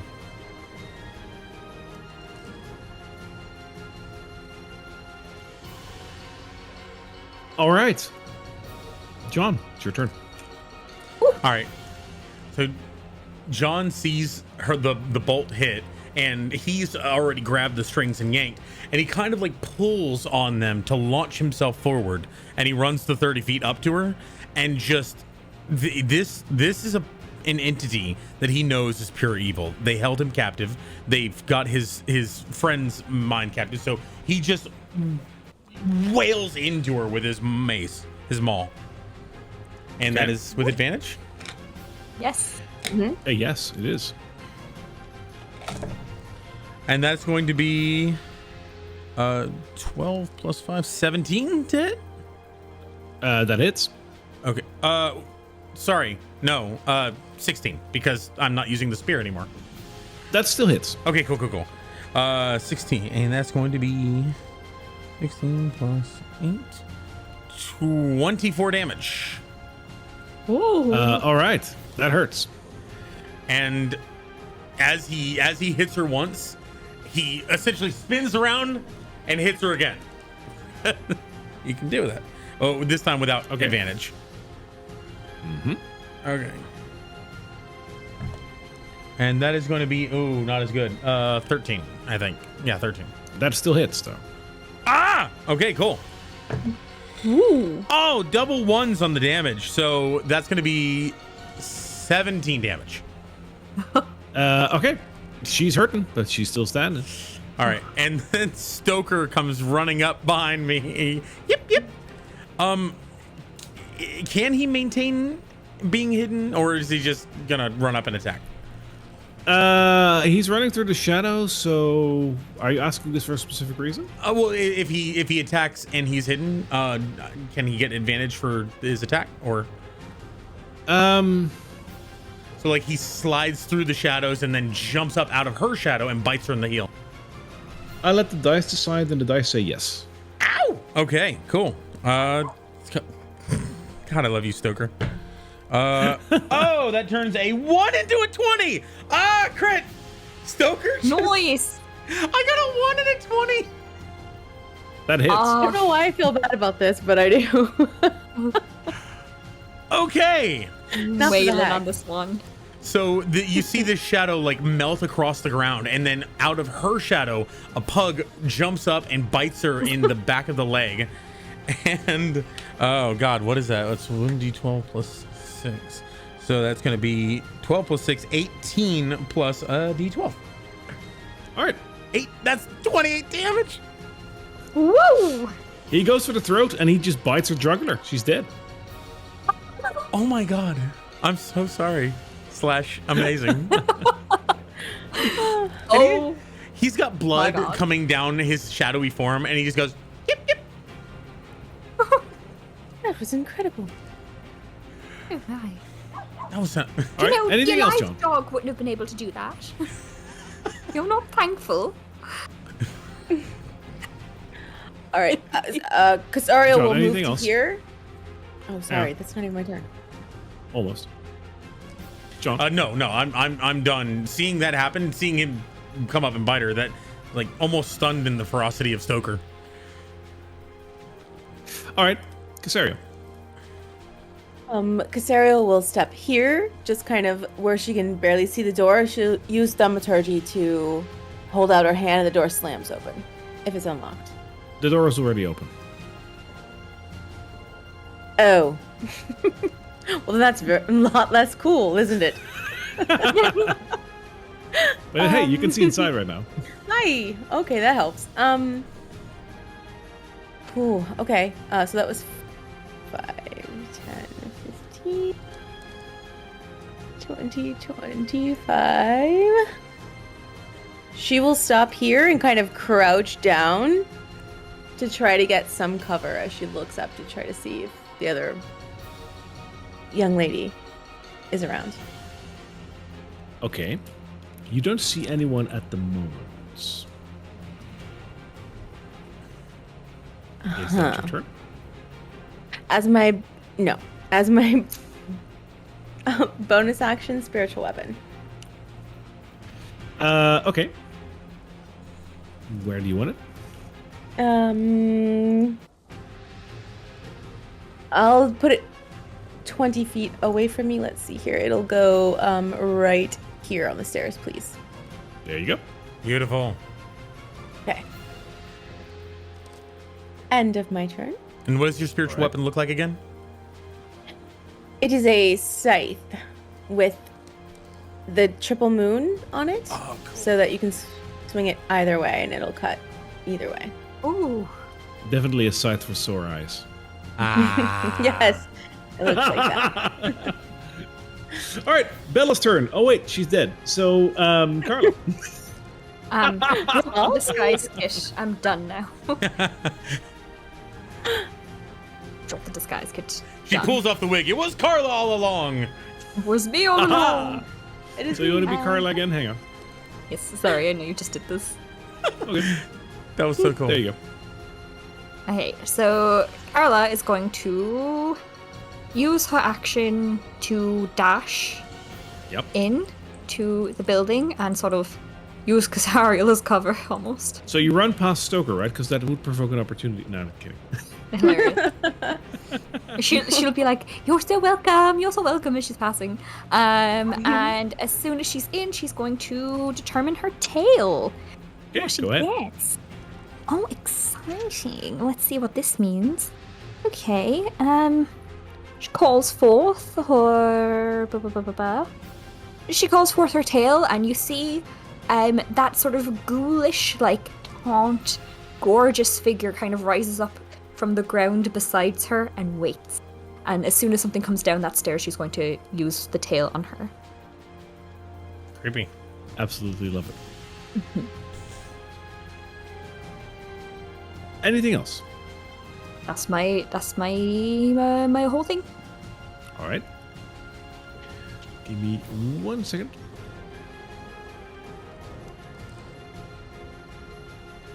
There we go. Alrighty. John. All right.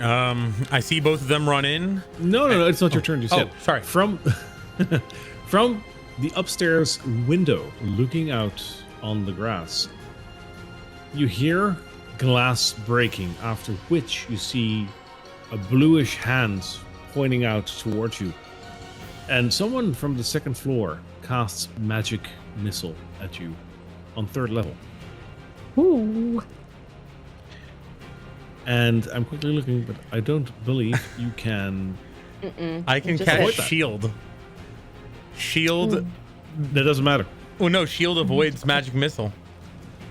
Oh, that's true. Yeah. So you take no damage from magic missiles, and so I'm gonna cast that. Oh god, you guys, he's gonna really come after us. This is I'm bad. so screwed. I know. Or well, you guys are so screwed. I'm so Oh, sorry. like it's I cast bad. that, and then you just see a bunch of strings out of the ethereal, like pulling his body in all kinds of unnatural directions, like avoiding every single magic missile that comes in. And then afterwards he stands there like, what the hell just happened? In the meanwhile, the DM takes notes. I will have to increase the He's the difficulty on one. my enemies because this is too easy. They're gonna have to pay for this at some point. Okay, noted. I'm sorry. You went down in the we last go to session. Give us a crits. win. Give us the win. The magic missiles all miss. There we go. Top of the round. I'm so sorry. I love you. Don't hate me. No, don't be sorry. Don't be Okay. sorry. No, this is cool. This Okay. is what it's about. You're level 7. You're supposed to be this good.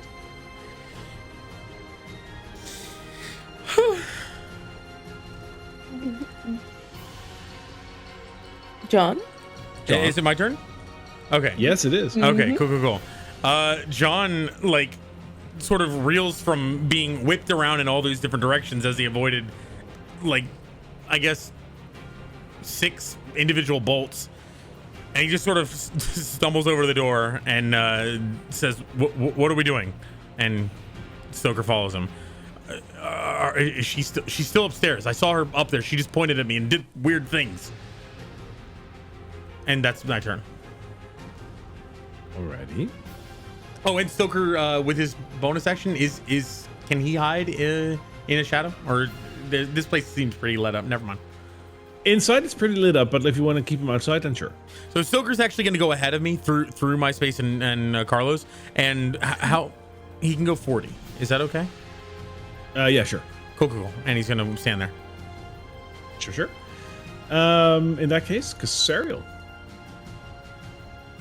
Sariel conjures a sphere around her as she channels her divinity. And then To make I will matters use- worse. No, Yes. nothing bad happens. It's fine. I'm gonna move 15 feet towards my spiritual weapon. Yep. I'm actually gonna move my whole movement. I don't know why I said 15 feet, but I'm gonna move another 15 feet up. But Right. That'll if bring I you to the top of the can- stairs. okay, if I can, I want to stay in that place between where I can just see where I am, but also use the bottom for cover, if that's a thing. I don't know how the stairs No. look, but These are very okay. open stairs, and there's no way you're going to be able to pull that off. You got to give me some. All right. No problem. Yep, here I am. I'm just gonna, bam! Here I am. Kill me. Oh, I can't go up there. Do you want to run up? Like the 15 feet?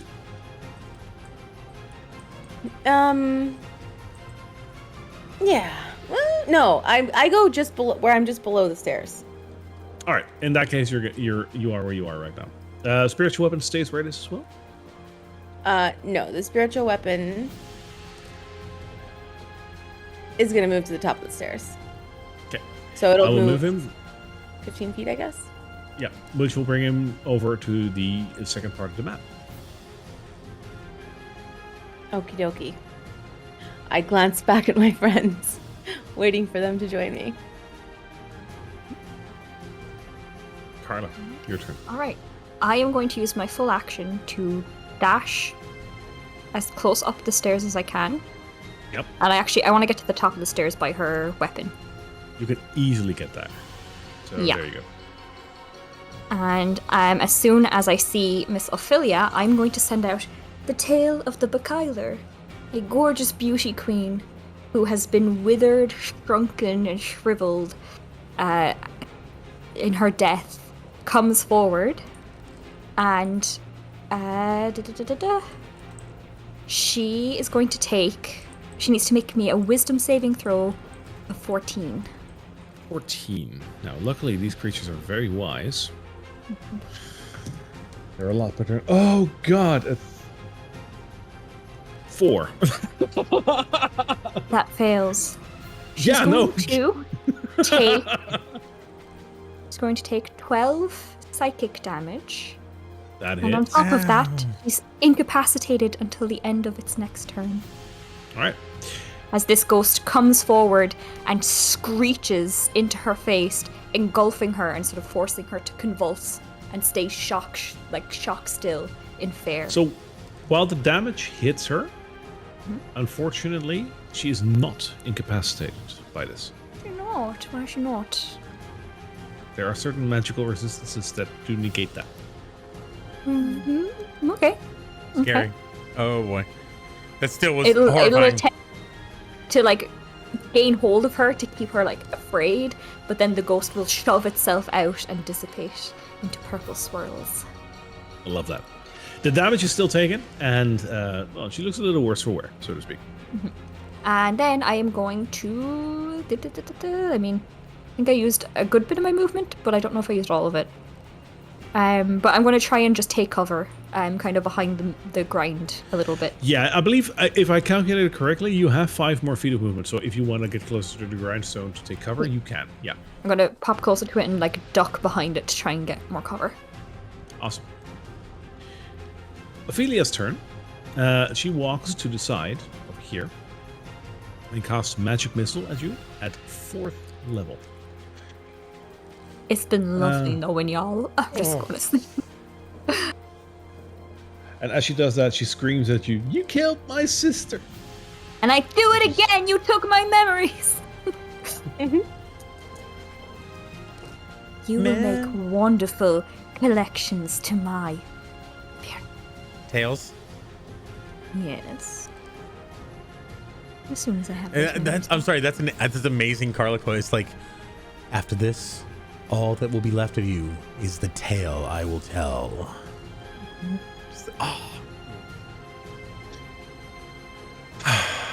Okay, you ready for this one? Oh yeah. Hit me with it. Hit me with You your take- best shot. 12 force damage. Roll bad. Wait, really? Yeah, this is a Wow. horrible roll. Oh my god. It's like 1, 1, 2, 1, 1, 2. Oh. Fuck. I imagine like the glow of her hand is getting like bigger and bigger as she kind of boosts the level of the spell, and Carla's like, well, I mean, okay. It shoots out to her and doesn't hit that hard. I'm imagining Carla this- quickly runs over, gives her a pat on the back. At least you tried, and she runs back. You know. I'm Oh, I'll imagining definitely that tell everyone about this. Carla's spirit that she just sent at her actually still is sort of semi in between her and takes the brunt of the attack, and what's left hits Carla or something like that. Beautiful. Takes it. So cool. Top of the round, John.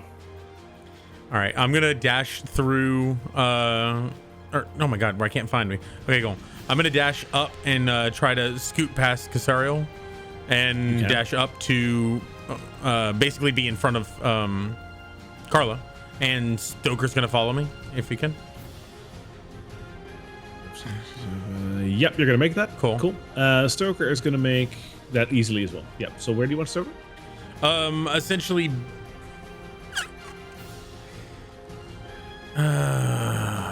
I'm gonna have Stoker him stay. can make it here if you want to. If he so, how far do you think he could make it without dashing? Would it only be on the stairs?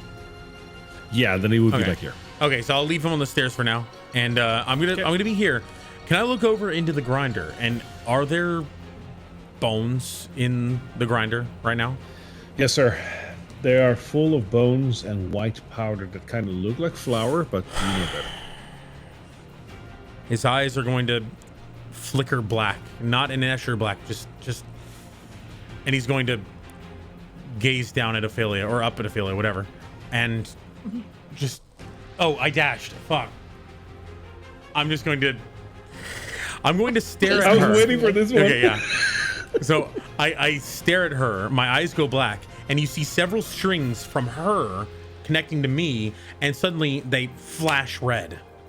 And I've cast Hexblade Curse on her. Love it. Let's Yes. go. And I just glare at her, nothing more. Beautiful. Casario, your turn. All right, I will run up the stairs. Yes, you can. Excellent. I will bonus action send my spiritual weapon to take a swipe at her. Yes, it'll make that, so go ahead. Alright, so that is a 13 to hit. I believe that hits. Yes, it does. Excellent, excellent. Hit. That's 7 points of damage. Noted. And then I will I am going to hit her with a guiding bolt. Yes, a guiding bolt at first level. Yep, you can do that. Go ahead. Oh. I swear to God.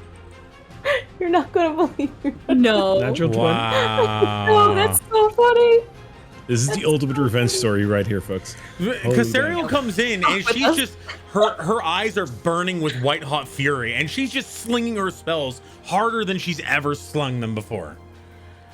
Oh my Man. god. Yeah. This is for the children. Yeah. Yeah, I care about children. You're right. I forgot about the fucking children. I love children. It's for my memories. It's more important. Yeah. I John's mean, the only you know, one doing this okay. for the children. This is perfect. Oh That's my kind of a god. nuisance, really. A service we will all remember. All right. So it's 4d6. So 6 times 4, that's 24. Yes. Plus. Oh, man. Plus 13. 24 plus 13. That's 37. 37. That comes down to... Okay, got it. She's bleeding. Great. And then she's also glowing. Yes. Yes. I will, so I have 15 feet. I'm gonna also take some cover. I'll Yep. move here. All right. And that's it Carla. for me. Carla's going to look at her and say, I want you to feel even a fraction of the pain that I felt losing my memories. And she's going to cast her psychic glance at her. So give me a DC 14 intelligence save. Is it a magic save?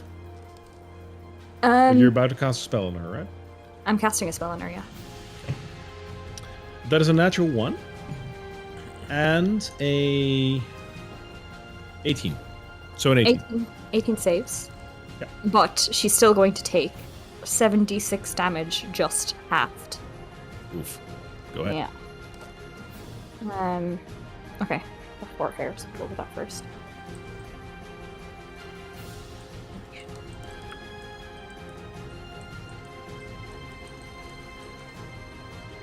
That's 18 psychic damage halved, so that's going to be 9, which is 9. the dice give it and the dice take it away. So then after that, I'm going to determine another tale as she tries to like push like all of that anger into her from those lost memories. She's going to get very, very angry at the fact that it clearly doesn't hit quite as well as she wants it to. And she, realizing she might have taken on a bit too much for her liking, turns invisible. As her tail gets determined as the tail of the phantom. Okay. Oh wow. Cool. That's her turn. That is her turn. All right. Ophelia's turn. Ophelia looks at all of you and falls to her knees, and she says, "Please, please, my mother's already gone, and my sister is too. Please, have mercy on a living creature. I mean no harm to you." That's her turn, John.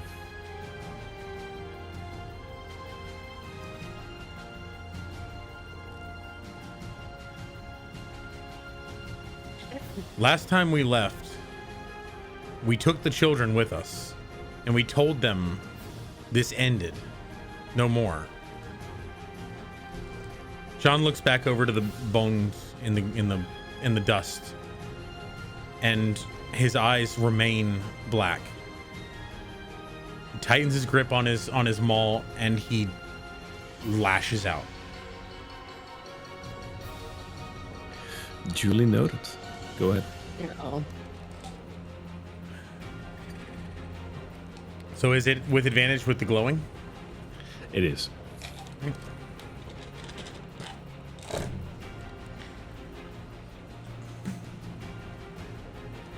Natural 20. Say it. I got a 1 and a 20. That's the second time tonight that split. That's gorgeous. And Bittersweet I've- revenge. I've also dumped a smite on this. My last Sun's level slot. So Go saloon. Fuck yeah. Coming again to say the beep beep day. Yeah.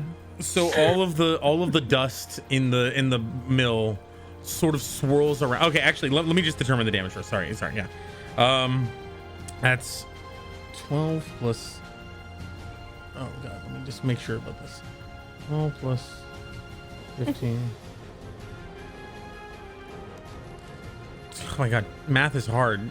27 plus 8, 35 plus another 16. 51 damage. Okay. She's still standing. What happens? So in that moment he thinks back. He wants to. She's stopped fighting. This is ended, but he can't trust that she won't do this again and more children will die. And so all of the dust in the mill sort of picks up and swirls just a bit, and you see John just almost pull up his weapon, almost as if in judgment, and he brings it down straight on her face with all of the glowing radiance of a divine strike. Before you do, her eyes widen and she looks at you in pure fear. Pure, unadulterated fear as she reaches her hands to the sky and looks at you and says, "Please," and is cut off by you killing her. Continue.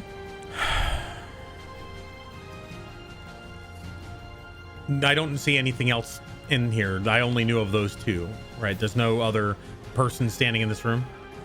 No, I just All wanted right. to know if you wanted to add anything to that. I drop the weapon and I just put my hands on the side of the grindstone and look over at Casariel and Carla. And that's it.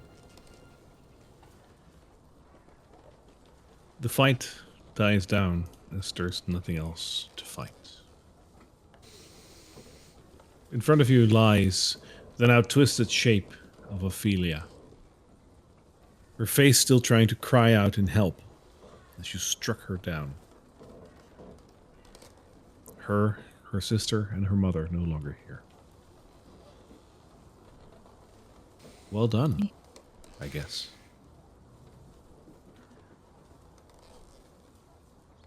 We need to burn every pie in this place.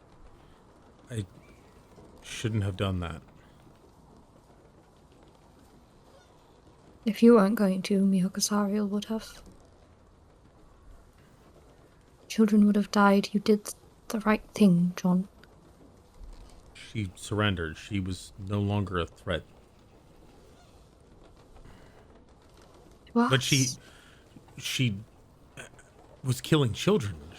She was, if we let her live, she would. There's no guarantee What's that happening? Are you feeling guilty? I'm not. Saloon. My oath is to stop violence. Violence had stopped. John, it is noble what you're saying, but this is a creature. I look over at it. Is it what does it look like? What does the body look like? The body, now that it's dead, reverts to its original look, that of a night hag, which still has the look of fear and you would almost say helplessness on its face. A devilish fiend for sure, but beyond redemption? Sarah's going to go over to it, lift it by its hair, and say, "Do you see this? It's a creature of darkness. It's evil. You did exactly what we were trained to do." And she tosses its head back down with a thud on the ground and stands back up. "You did exactly what we were trained to do. Don't let this piece of filth get into your head. Exactly what it was trying to do. I know that you're right, It but is children, John." I know. I need to think about this. You're right. No, you're. I know you. I know that you're right, Casariel. I'm supposed to. My oath that I swore to Saloon, or that I never. I'm supposed to stop violence at all costs. And yes, when I can't stop it with peace, then I must stop it with force. I never could have guaranteed that she wouldn't continue doing what she was doing. That was the only way. He looks a bit uncertain of himself, but he's follows you where you go now.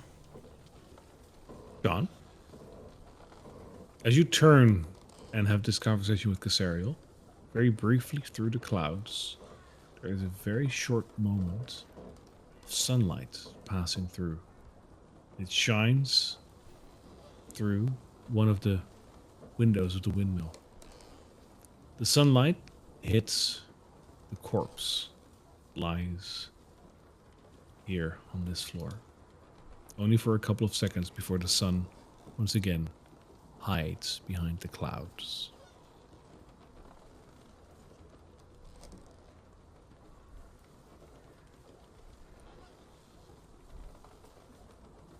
Last moments of peace. I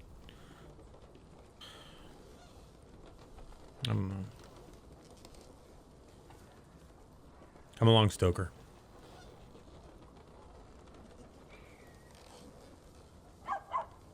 Cyril just runs to back up Carla. You're going She's not upstairs, Carla? bothered at all. Yeah, Carla's heading upstairs. All right, I'll show the next couple of floors because there's nothing there. Do you want to like rush both of the floors, or do you want to stop Yeah. at the middle one? I'm gonna head straight up. Carla is anyway, the other two can stop there if they want. I think John's gonna head up, but only he's gonna stop. Are there any children in the cage? No, it's empty. Okay.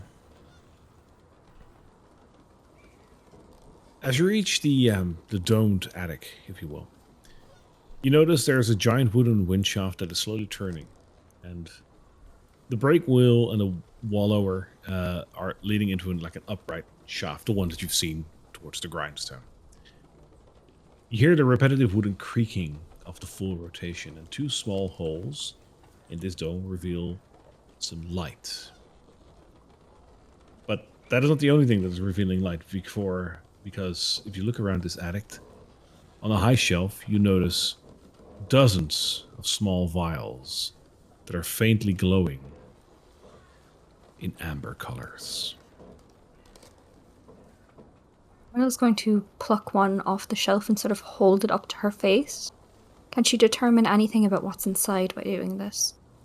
It looks like there's a liquid inside, but it also kind of looks like there is a gas inside. It's somewhere in between. It looks weird. We'll cast Identify on it.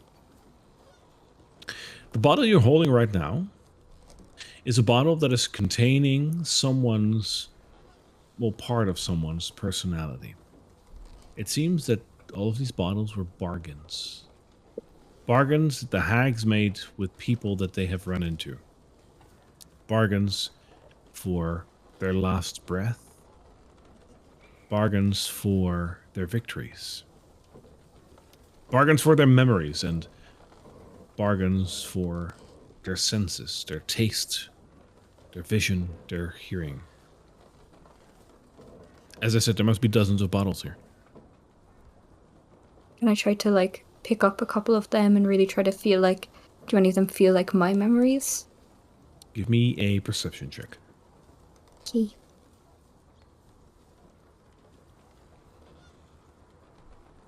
It's not bad.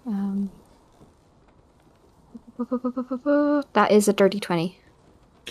After picking up about 10 bottles, suddenly you feel one that feels as if you're warming your hands to a campfire or sitting at home with a good glass of drink and the reveling of friends. It feels homely just by holding the bottle in your hands. You are, for lack of a better word, dead certain that this might be yours. I'll uncap it and take a swig.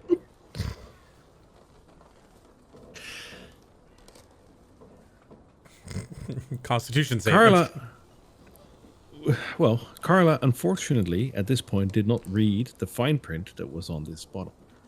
For you did not need to imbibe this, but simply break the bottle, and it would just return itself to your body. Do you think But I she guess cares? imbibing works too. Do you think she cares? Carla. How do your memories taste? Like pickles. I don't know. Like Malibu. Yeah. Like Malibu. Carla, you wonderful little halfling. Wretch. Well, that too. But like that's a story for another time. You have got your memory back. I imagine they come flooding back into her sort of.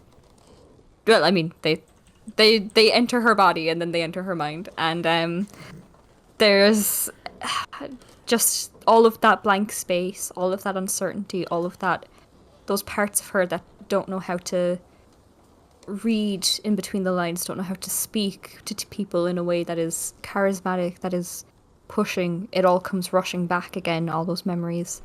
She thinks of the Violet Gazette, and she thinks of Lavender Cobblepot and the perfume that they found that smells a lot like hers. And she'll put the bottle away, and then she'll open up the bag of holding and start scooping the other bottles into it. All right. You will add a total of, hang on. Oh, wow. 31 bottles, Whoa. 1 bottles. Wait, which is all of them. don't you suppose that... Oh, you drink it? As you're scooping all Sorrel. these bottles, hang on. You're noticing that between the bottles, there's also little effigies of small humans, children, if you will. And as you're scooping these bottles, you're noticing that there's about 60 to 70 effigies of small children, and there's this creeping sense that starts to like dawn on you. How many children have died here?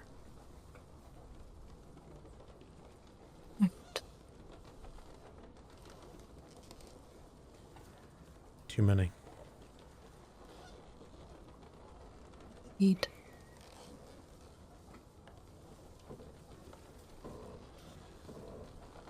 We should burn the pies, burn the mill, whatever's in the mill. And I think we should lay these to rest in some way. And she'll point Yes. to sort of the effigies. But first, shouldn't we look for treasure? Surely they've got something. Yes. Does the gearwork in the middle of the room look like it's structurally supporting the building in any way? No, it is actually very much independent of the building. I'm going to try to break the gears so that it stops spinning. Okay. You lodge your weapon inside of it and like move it around a little And bit twist. to make it Yeah. stop. Break it. And as you do, the windmill falls silent, most probably for the last time. We can take the bones and whatever's left and try to lay them to rest. Be best. And I think that is a beautiful moment to call it quits for today. Ah! Ah! Oh What my an episode. So much to do. Oh my god. That was fun. I loved it. An episode. I'm sorry, I need a Mm. I'm gonna need a tissue. So, I hope you guys like that as much as we enjoyed playing through that, because wow, that was an episode, wasn't it? As I said at the start of the episode, we will try our very, very best to join you again next week somewheres. Date TBD, because it might not be Saturday, but it might be another day. We'll see. But as we are visiting each other coming week in in America. It's going to be a lot of fun. But we will try to stream Dungeons and Dragons over there in a slightly different setup, probably. We will let you know if it works. Internet connection pending at our Airbnb, but we will let you know. If we can't make it, then we will be back a little in about 2 weeks, I believe, ish. I believe the 24th. Yeah, we'll be reforming back in our individual hobbit holes. Yes. Worst case scenario, it's in 2 weeks. Best case scenarios, you will see us in 1 week. So anywhere between that, you will catch us back. Be sure, if you haven't done so already, please follow us on Twitch, on YouTube, and on your favorite podcast platform if you want to listen to us on the go, which will be Spotify, Google Podcast, Apple Podcast, or any of the other major podcast platforms. And other than that, we hope to see you again very soon, hopefully coming weekend, if not in a couple of weeks. So you stay absolutely amazing out there, and we'll see you in a couple of weeks. Bye-bye now. Bye. Bye.